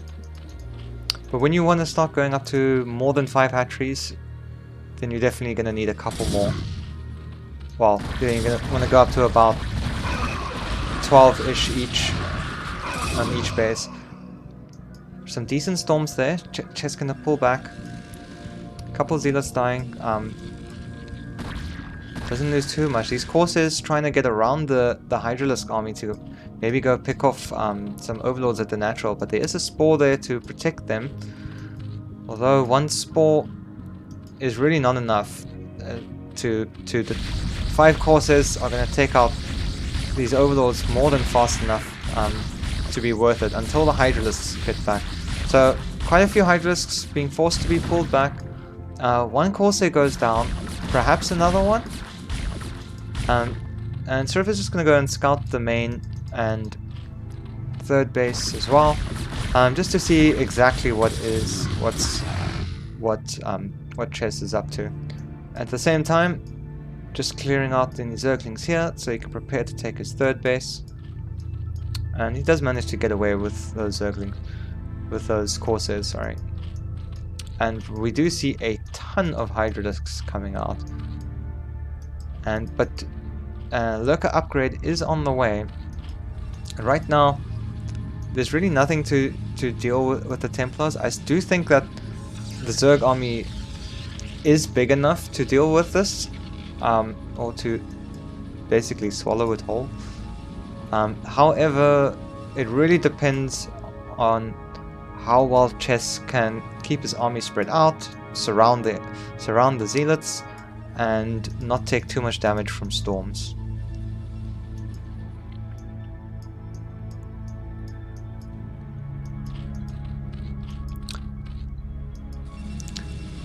Tech-wise, on the Protoss side, Dragoon range is just finishing, and I suspect we'll start seeing the first round of Dragoons sometime soon.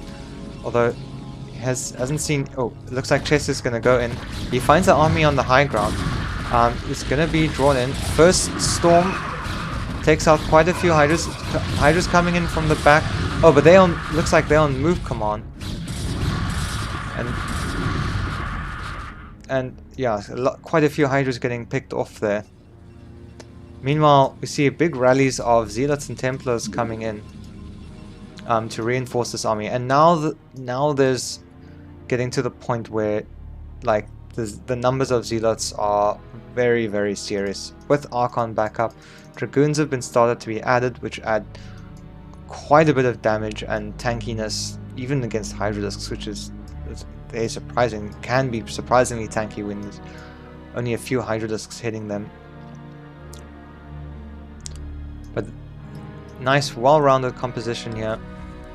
And I heard a Lurker burrow. So we see, first Lurkers are out.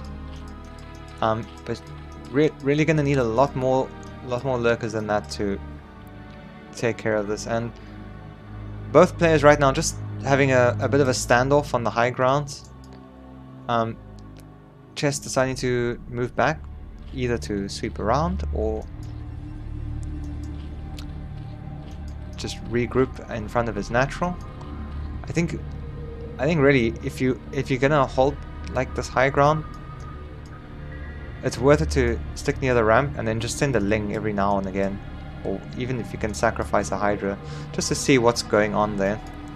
One thing I personally find really difficult about this map and movement is that it's so difficult to get from certain paths to the other paths. So if you guess wrong where your opponent is going, it can be a real pain to move 5-6 control groups of units around, and especially unburrow and reburrow lurkers into a place where they don't actually need to defend. Like if you have all your lurkers burrowed up here, and then suddenly they're just walking this way, it doesn't feel nice. At least that's not so bad because you can just move them up here, but sometimes they'll be like, you'll be down here and then they'll come up here, and it's really far to get around the army. So Chess retaking that high ground again.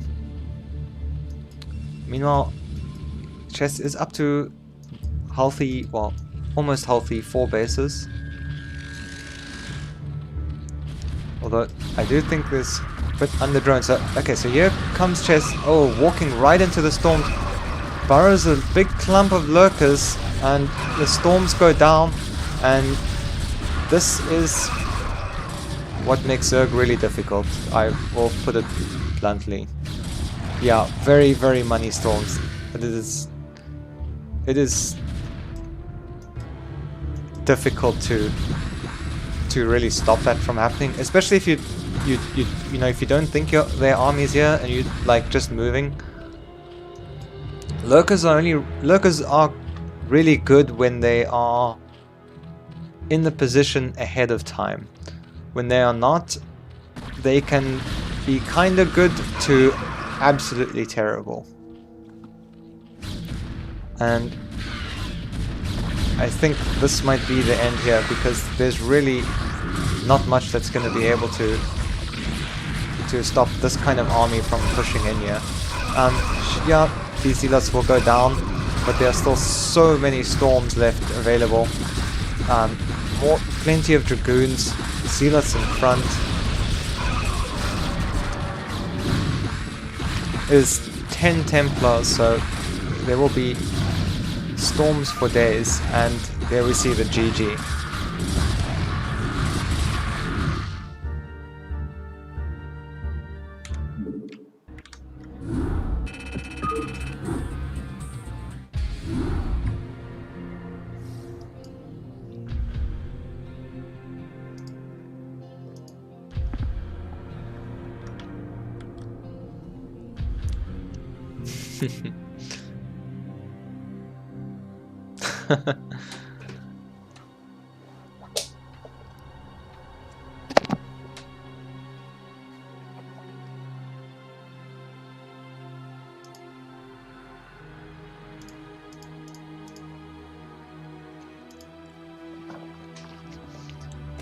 Next up will be another ZVP, which will be Sirref versus JiffyMix.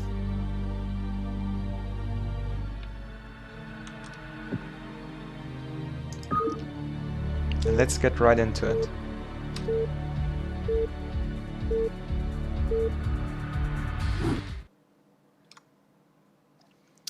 In the top red, top right in orange, we have Sirref, our Protoss player. And in the bottom left in olive, we have JiffyMix as Zerg.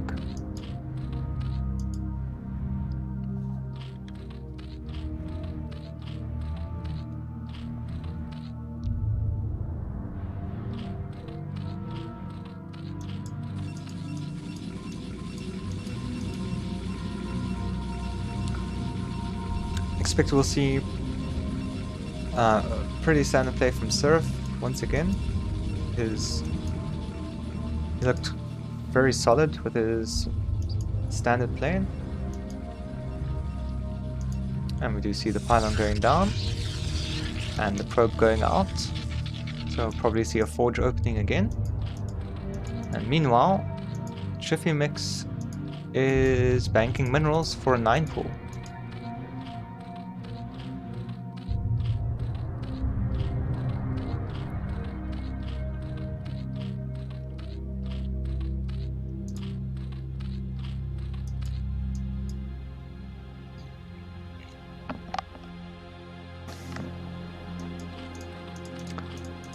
So this will be a 9 pool, We didn't hear an extractor trick, which is usually what happens. Oh no, it must be overpull. Did I miss? Yeah, I must have missed the overlord get made. Okay, so this is overpull. Pretty normal. Probe's gonna probably try and come harass the expansion, but decides to go in once more. Still has a bit of... Ooh, that's nice little move there. Gonna block the probe from actually getting back to stop the natural, and then send this runner. Ooh. Okay. So, JiffyMix deciding not to drone scout, which you can do, though you have to be prepared. You have to be like 99% certain that your opponent is not going to proxy gate you, and even then, I personally don't like it. I like to see exactly how many links I need to make, because I like making drones. But it is definitely viable to just not drone scout. My biggest problem with it is that if this was a gateway expand, you wouldn't know if you needed to go up to, like make another 8 Zerglings or 4 Zerglings until the Zealot's like here. So that's why I personally like to drone scout even on 2-player maps. So we do see the gas is up, just 1 cannon. Nexus is almost done. And gas mining starting for JiffyMix. And do you see the Lings heading home? So maybe just wants to deciding to block off or try and defend, like watch maybe in case there's a probe hidden on the map somewhere, and just try and catch it as it comes in, which it looks like he... So yeah, he puts 2 on the ramp to just block any probes trying to come in, and it's going to send the other 2 back to the front to see if there's any zealots moving out, which you definitely want to catch. Overlord does get to see the base and probably see the Stargate. Yeah, you should see the Stargate now, and that is Stargate first. And it's looking pretty similar to the last game, except this time it's going to move out with 2 Zealots instead of 3, and with that a bit earlier, they managed to take a few hits on these Lings. Somehow they both survive with 1 hit remaining. Nice timing. And so we would expect to see some Zerglings coming out, and this is actually going to be 3-hatch Hydra or 973. I don't know if Sirref has basically sniffed it out yet. I don't think definitely hasn't been into the main. But these 2 Zealots are gonna definitely gonna force some more Zerglings out. And tries to hide behind there, but 3 Zerglings able to get 3 Zerglings onto that Zealot there. So the Zealots get cleaned up relatively easily. The Corsair is now out. Will now be able to scout the 3-hatch Hydra. Except we see a 4th hatchery is coming down quite early. So he's probably just going to make enough Hydras to pressure the wall, maybe take out that +1, although I don't think he'll be able to do that in time. Because you need range to be able to... You can take the gateway out, but you need range. And now that he's put this hatchery down quite early, I'm not sure he'll be able to have enough Hydras to get it before it finishes, as well as have them enough back home to defend his overlords, which he needs to do at this point. So looks like he's just gonna go back to drones, just made enough to defend with, and is gonna transition straight into pure 5-hatch Hydra. And getting his lair, because you still have to get overload speed with this kind of build. And so here so he's gonna try and move out with some Hydras. I don't think this is gonna be to try and bust, because I just think there's not enough. Basically just to try and scare Protoss into making as many cannons as possible.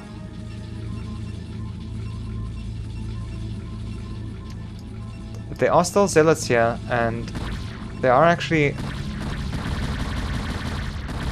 But they don't have speed, so they can't actually do anything against us. Because the... Ooh, that will be a very nice pick-off. Oh, that is very unfortunate. The Templar coming out right before the gate dies and getting picked off instantly by these Hydras. That's a bit too far forward. Yeah, you really gotta inch them ever so slightly, ever so slowly to get the forge, especially when the cannons are immediately behind them. We do see +1 missiles on the way, and Sirref is going up to 5 gateways, perhaps 6 soon, we'll see. And probably is going to build up a very powerful timing push when he feels that he has enough Templars. So we do see 1 storm is available. Hydras are now moving back. And just going to try and keep map control. And we do see that JiffyMix nicely going for... That is a good time to get some more drones here. While... Okay, maybe not drones there. While Sirref is building up his army, and then hopefully he'll recognize to start going back to units just before he starts. So he's there's a couple drones, so 3, and he's up to 37. Might want a couple more to be able to deal with 6 gateways worth.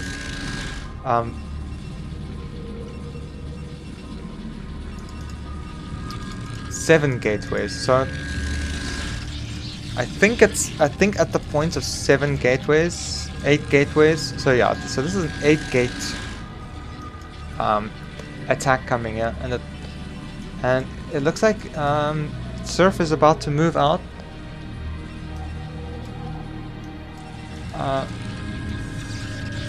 And okay, so he's just gonna move out and make sure that he can safely take his 3rd base. Just to, yeah, it's gonna make sure he can take his 3rd base, and JiffyMix is gonna move up in response to just make sure. But Sirref looks pretty well prepared for this.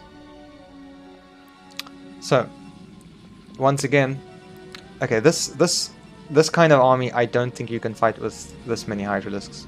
You need, I think, at least... I mean, not like against pure Zealots, you already need like 1.5 times the amount of Zealots to fight like straight up Hydras against Zealots. With all these storms, this is not going to go well if he tries to fight. He does get to pick off all this, like quite a few Templars and gets out, but the bulk of the army is still here, and they can definitely chase these Hydras all the way back to their base if they choose to do so. Instead, some Dragoons are now out with range. Obs is out. I haven't seen any Lurkers being morphed yet, although Sirref is... sorry. So, okay, there they are.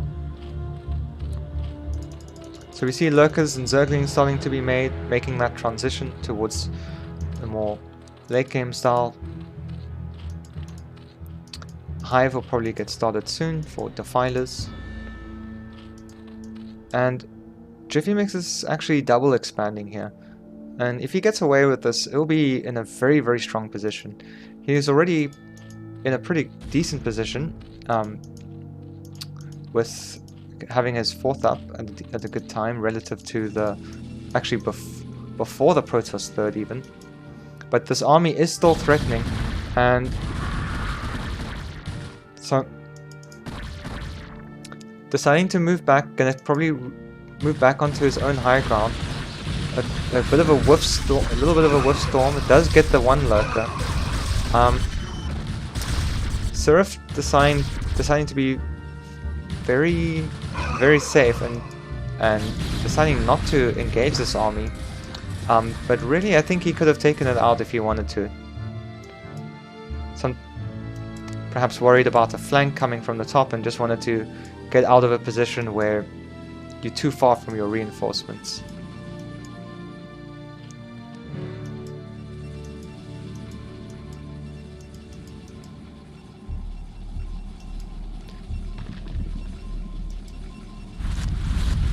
I'm pretty sure if that was my game, all those units would have just died for nothing.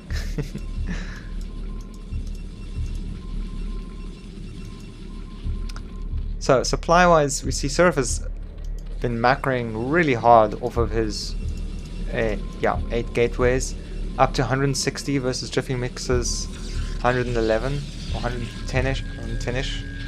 So that's quite a bit more of a supply lead than you want Protoss to have as Zerg for sure, and he probably will be, and Sirref probably will be maxing out relatively soon.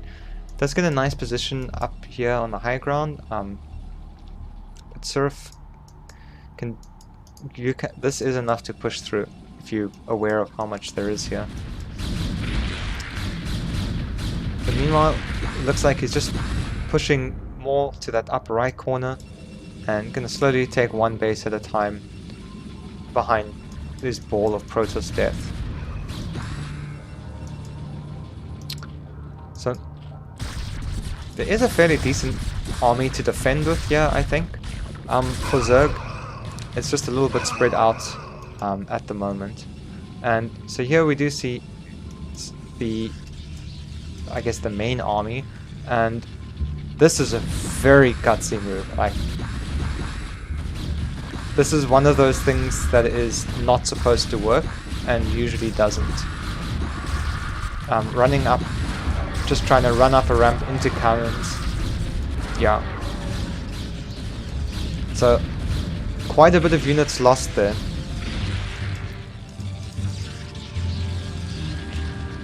Oh, Almathai, the middle gates, I'm pretty sure they just pop out the side.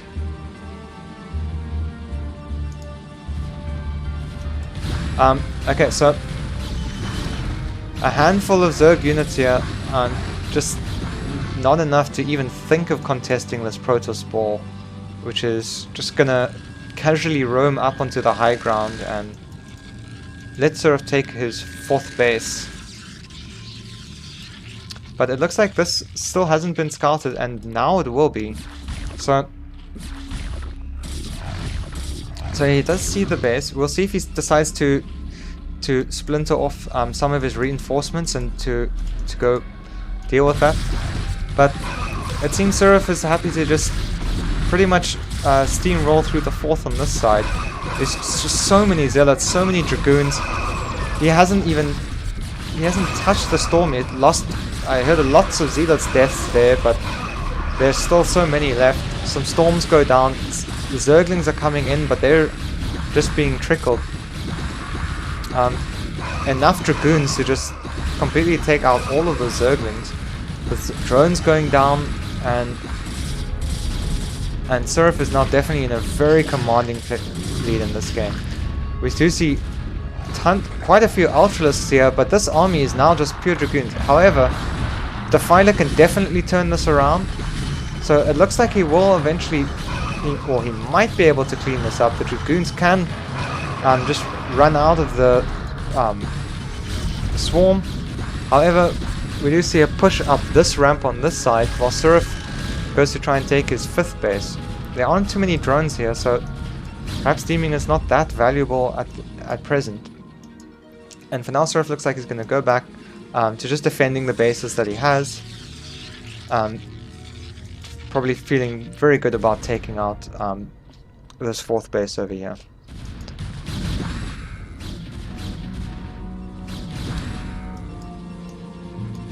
So, for base count, total base count, okay, so it looks like, never mind, so this base is actually going to go down. A nice counter attack here. Probes looking like they might be caught as they're moved back from the main, which is just mined out. But we do see a ton of Ultralisks and Zerglings. I think there's quite a substantial number of Dragoons here that will be able to fight it, so long as it's not under storm. But okay, that was going to be a really nice surround on that army. Though I do still worry about the amount of storms that Sirref has available for this Zerg army. Although Storm doesn't like outright kill Ultras, it bypasses their armor and will still do a lot of damage to them. He needs to get some more swarms down if he wants to continue this fight, but there's just not enough there left after all the Zerglings getting taken out by the Storm and the Dragoons. Those Defilers going down. For mining bases, Sirref is going to be down to 2 bases very soon, and JiffyMix will be still mining on 1, 2, 3, soon to be 4 if it stays alive. We do see the Protoss army moving over to go take care of that, and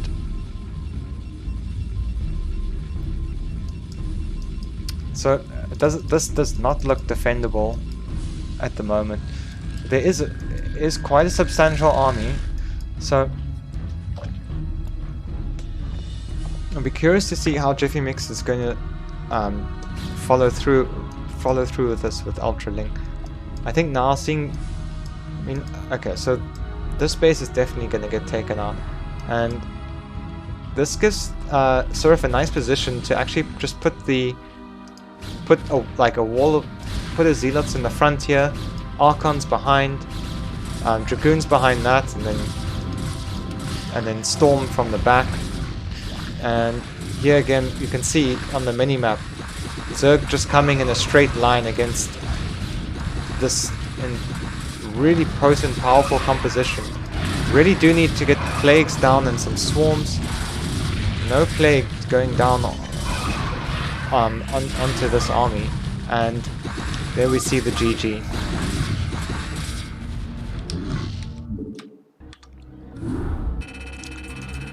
Oh, I think it was very well fought on both sides, but Sirref doing a very good job there, just keeping up a constant death ball, just roaming through the map and taking out Jiffy's bases. But Jiffy definitely, I think, did very well, like macroing off of most of his bases and getting, just trying, like, definitely doing the right thing, I think, to just try and get bases up and just produce out of as many hatcheries as possible there. Very solid play, I think.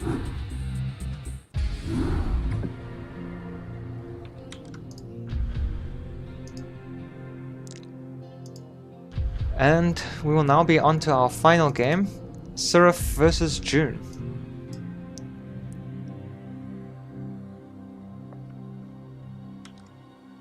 Yeah, it'll be Sirref versus June, and this will be the last one.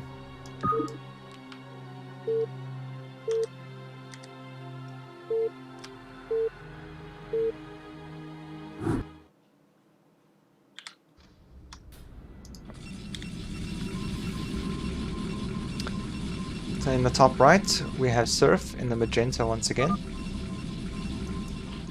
And in the bottom left, we have June in grey.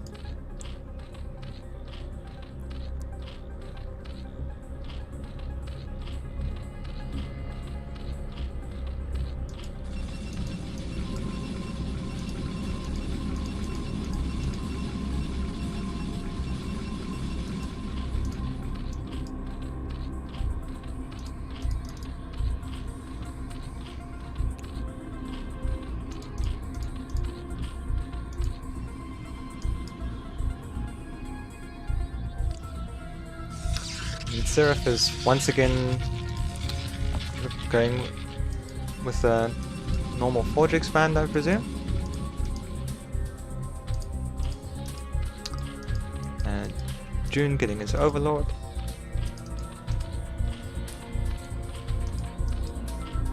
And we'll see in just a moment if he decides to get his pool or a few more drones first. And overpool once again.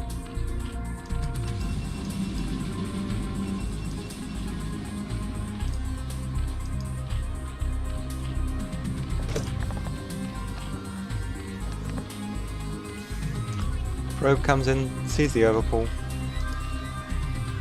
heads back to the natural to try and block that drone. June perhaps gonna hide it? No. Let's get a shot off on the probe. Perhaps gonna wait. And we do see the dance of probe and drone begin. Okay. So there we see. Okay, so June does manage to get the hatchery down without too much interruption. Did have the drone not mining for a bit. I personally have no problem with that. Oftentimes I myself, or if I see the probe coming down here, and I'm right about to place my hatchery, very often you can just send the drone into a corner here or up here, and then as soon as it's sort of like halfway down, like especially if it's from here, it's a bit harder on this map, but then just send it behind the probe to stop yourself from getting denied. Here, so it's going to move over to try and delay the third expansion, and does just, okay, so not going to delay it really, but does just scout that it's going to go down. It's good to make sure of that. Gas is now up, and on the other side we have Nexus down, Gateway down, about to finish, and we'll probably have Cybercore coming down right when this gas finishes, or right when the Gateway finishes rather.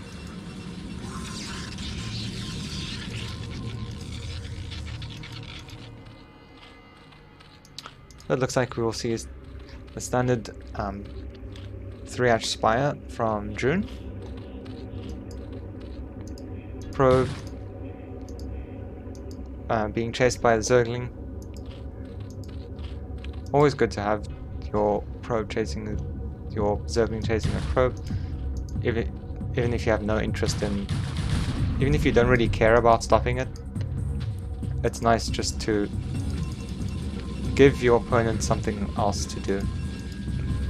So June has sent both overlords to the front. We'll see the first one gonna go up into the main. Second one's gonna probably gonna hang around the natural, just to spot for any zealots coming out.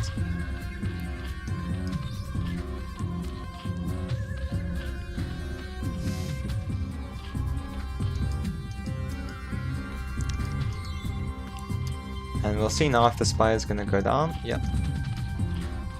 Well, I presume around 440.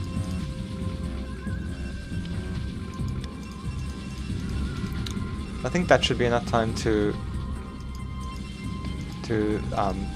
prevent any overlord losses. And we now see that the June's moving his overlords away, having scouted the Stargate, as well as the +1. So June sees this as a Corsair into +1. I think this will make it around a 7 or 7:30ish timing attack. We do see that 2 zealots have managed to get there all the way around to the third, and June deciding to pull his drones all the way back to the natural. It's going to be a lot of lost mining time there. Zerglings are, there are a couple Zerglings. June making another 4, so definitely will have enough Zerglings to deal with this, but that's a lot of lost mining time and a lot of Zerglings to be made for just 2 zealots. Meanwhile, okay, the Corsair's out, the Spire has just finished, so Scourge will be out soon, so it may be enough time to take out an Overlord, but I don't think that Sirref will risk that. Probably just going to scout each base and just make sure that he knows what June is up to. The Zealots trading fairly well against the Zerglings. Still quite a few left over, but I think they definitely made their money's worth with the amount of mining time lost, and I think it probably did 1 or 2 drone kills, and forcing all those Zerglings to be made, losing some of them losing Zerglings inefficiently against Zealots that you can only fight 2 at a time with. Can be very annoying if you're a Zerg player too, when that happens.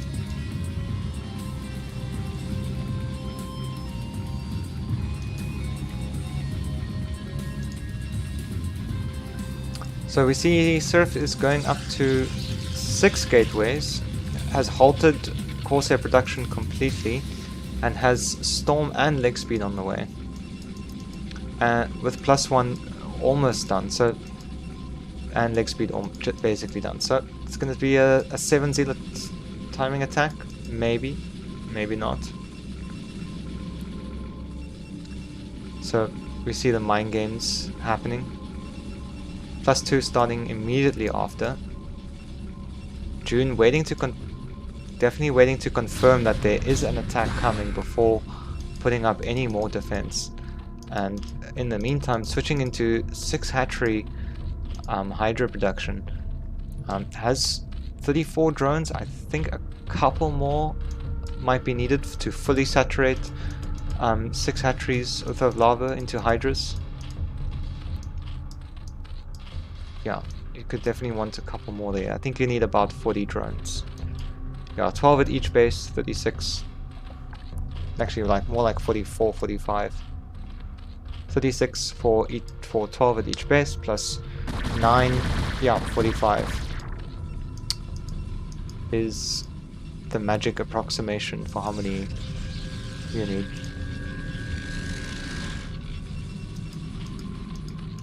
So both players right now just content to build up their armies. June is yet to take his 3rd gas,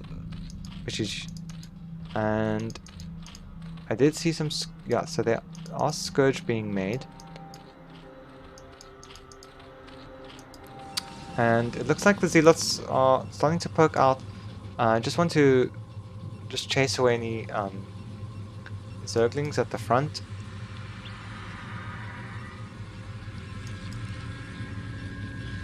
And it looks like, yeah, so that's just to make way for the probe, checking that there isn't one hiding up in the 3rd once again, and I'm guessing we'll see that Nexus go down, and along with the pylon and a couple cannons. Meanwhile, June's army is getting pretty big, but the Templar count is starting to build, and they've not yet been forced to use any storms. So 6 storms available now. Oh, these Dragoons are actually trapped, so yeah, so this gateway is gonna have to go down at some point. If you want to get those Dragoons out. No, not the pylon. Don't take out the pylon. That's gonna just okay, well, okay, so they are still powered. Storm goes down. Very good Storm. No response. Some Xenos taking damage from Storms, but much more so on the Hydras. And quite good trades there from Sirref. But the Zealot count has dwindled away a bit, and so he's just gonna pull back. Meanwhile, Lurker's production is being started. The 3rd is on the way, and the 4th is on the way for June. So this game is looking pretty even, and definitely could set out. Definitely looks like it could potentially go quite long unless someone manages to get really good trade or really good attack on one of the other bases. So there are cannons up here and coming up now. Probes are safely transferred.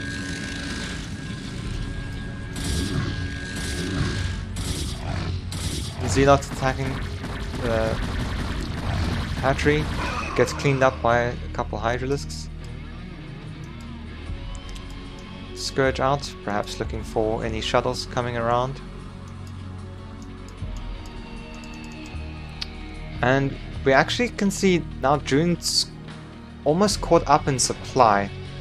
Needs a few more overlords, but has more drones than, well, did have more drones than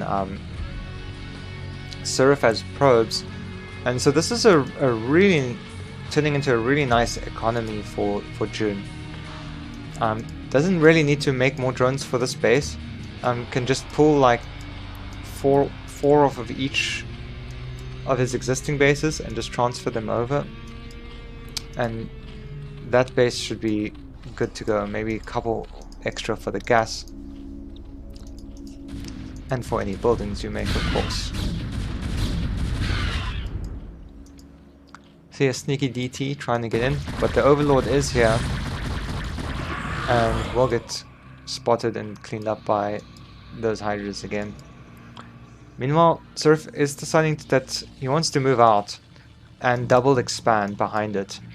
And if this doesn't get scouted, this will put June in an incredibly tough position. So Sirref just pushing up the high ground, just making sure that a push isn't coming towards his base. Though you'd probably want to be scouting if a push is coming through here. You see Lurkers starting to burrow up here by the rally points, but with no push coming, it does feel like it would be a little bit better served up here. And perhaps now that that has been spotted, that the army's been spotted over there, perhaps June will move some of them over.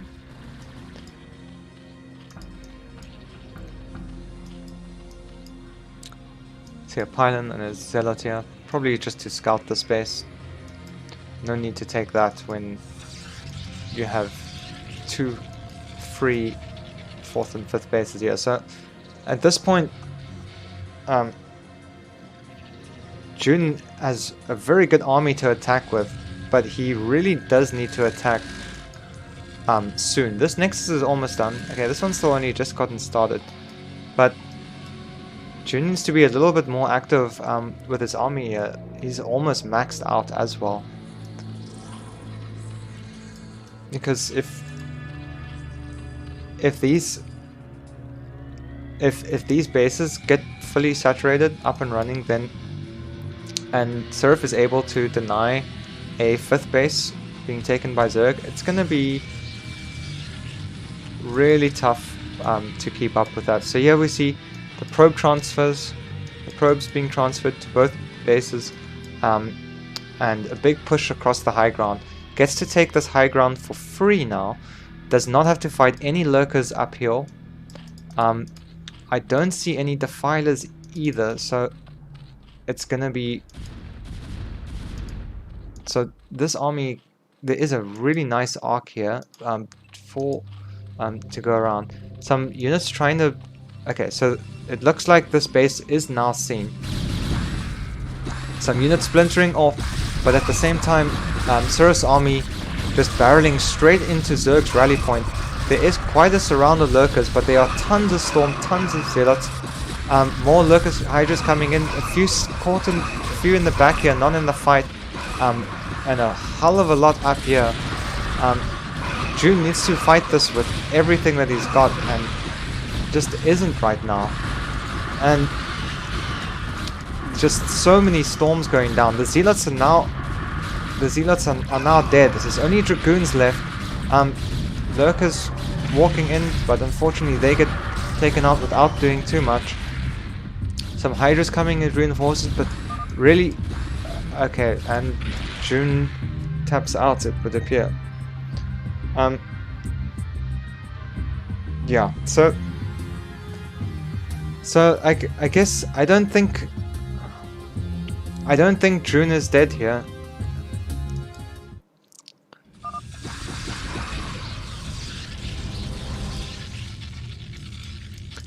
I mean, it's like this exact situation happens to me all the time. But I do think that with just a couple reinforcing with some Zerglings and sending them in,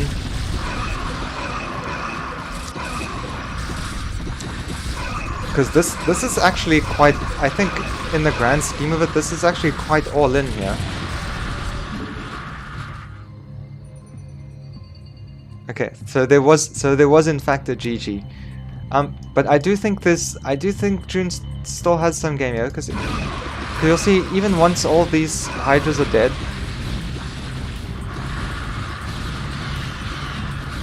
Archons get made, so they're still busy being made, but okay, so I guess the upgrades being behind is a big factor here. But I do think that in this situation, where all the Zealots have died, in fact, even the Hydras here, there's plenty of Hydras still coming. There's a full group here. I guess you really just need to have your army in position. And this is what makes this is what I find to be the hardest thing for me about ZVP, is like having all. It's not just having the units, it's having the units in the right place at the right time. And sometimes like you move from one position to another and you just didn't catch the army on the minimap, and you end up just walking into a ton of storms and losing everything for free, or your army just gets barreled down. But yeah, that's why it kind of once I kind of know how it feels, because I would feel pretty bad if I saw the army here and then didn't take this high ground with a pretty much maxed out army, because it becomes way harder for Protoss to move here, and then they have to go back around and come up this way and down here, because Lurkers do get much more efficient against these very Dragoon heavy composition. You know, when fighting from a high ground to a low ground. Yeah, it was an almost maxed out army, yeah, on both sides at 1414. But I suppose like not being able to deny like this space or this space, it's becomes a very difficult position to fight back from. But I really would have liked to see if this army could have gotten cleared up. And there's only 2 Templars left here, with 1, 2, maybe 3 storms, and I do think there could have been enough reinforcements to clean this up, and if that gets cleaned up, there's really nothing defending any of these bases. Nevertheless, very well done to both players. I really enjoyed that game, and the rest as well. And I am now very tired and very hungry. So, thank you. Yeah, thank you everyone for watching very much, and the comments and all the new follows. Thank you very much. I hope you all enjoyed it. Yeah, you're welcome, and hopefully the next cast will definitely be probably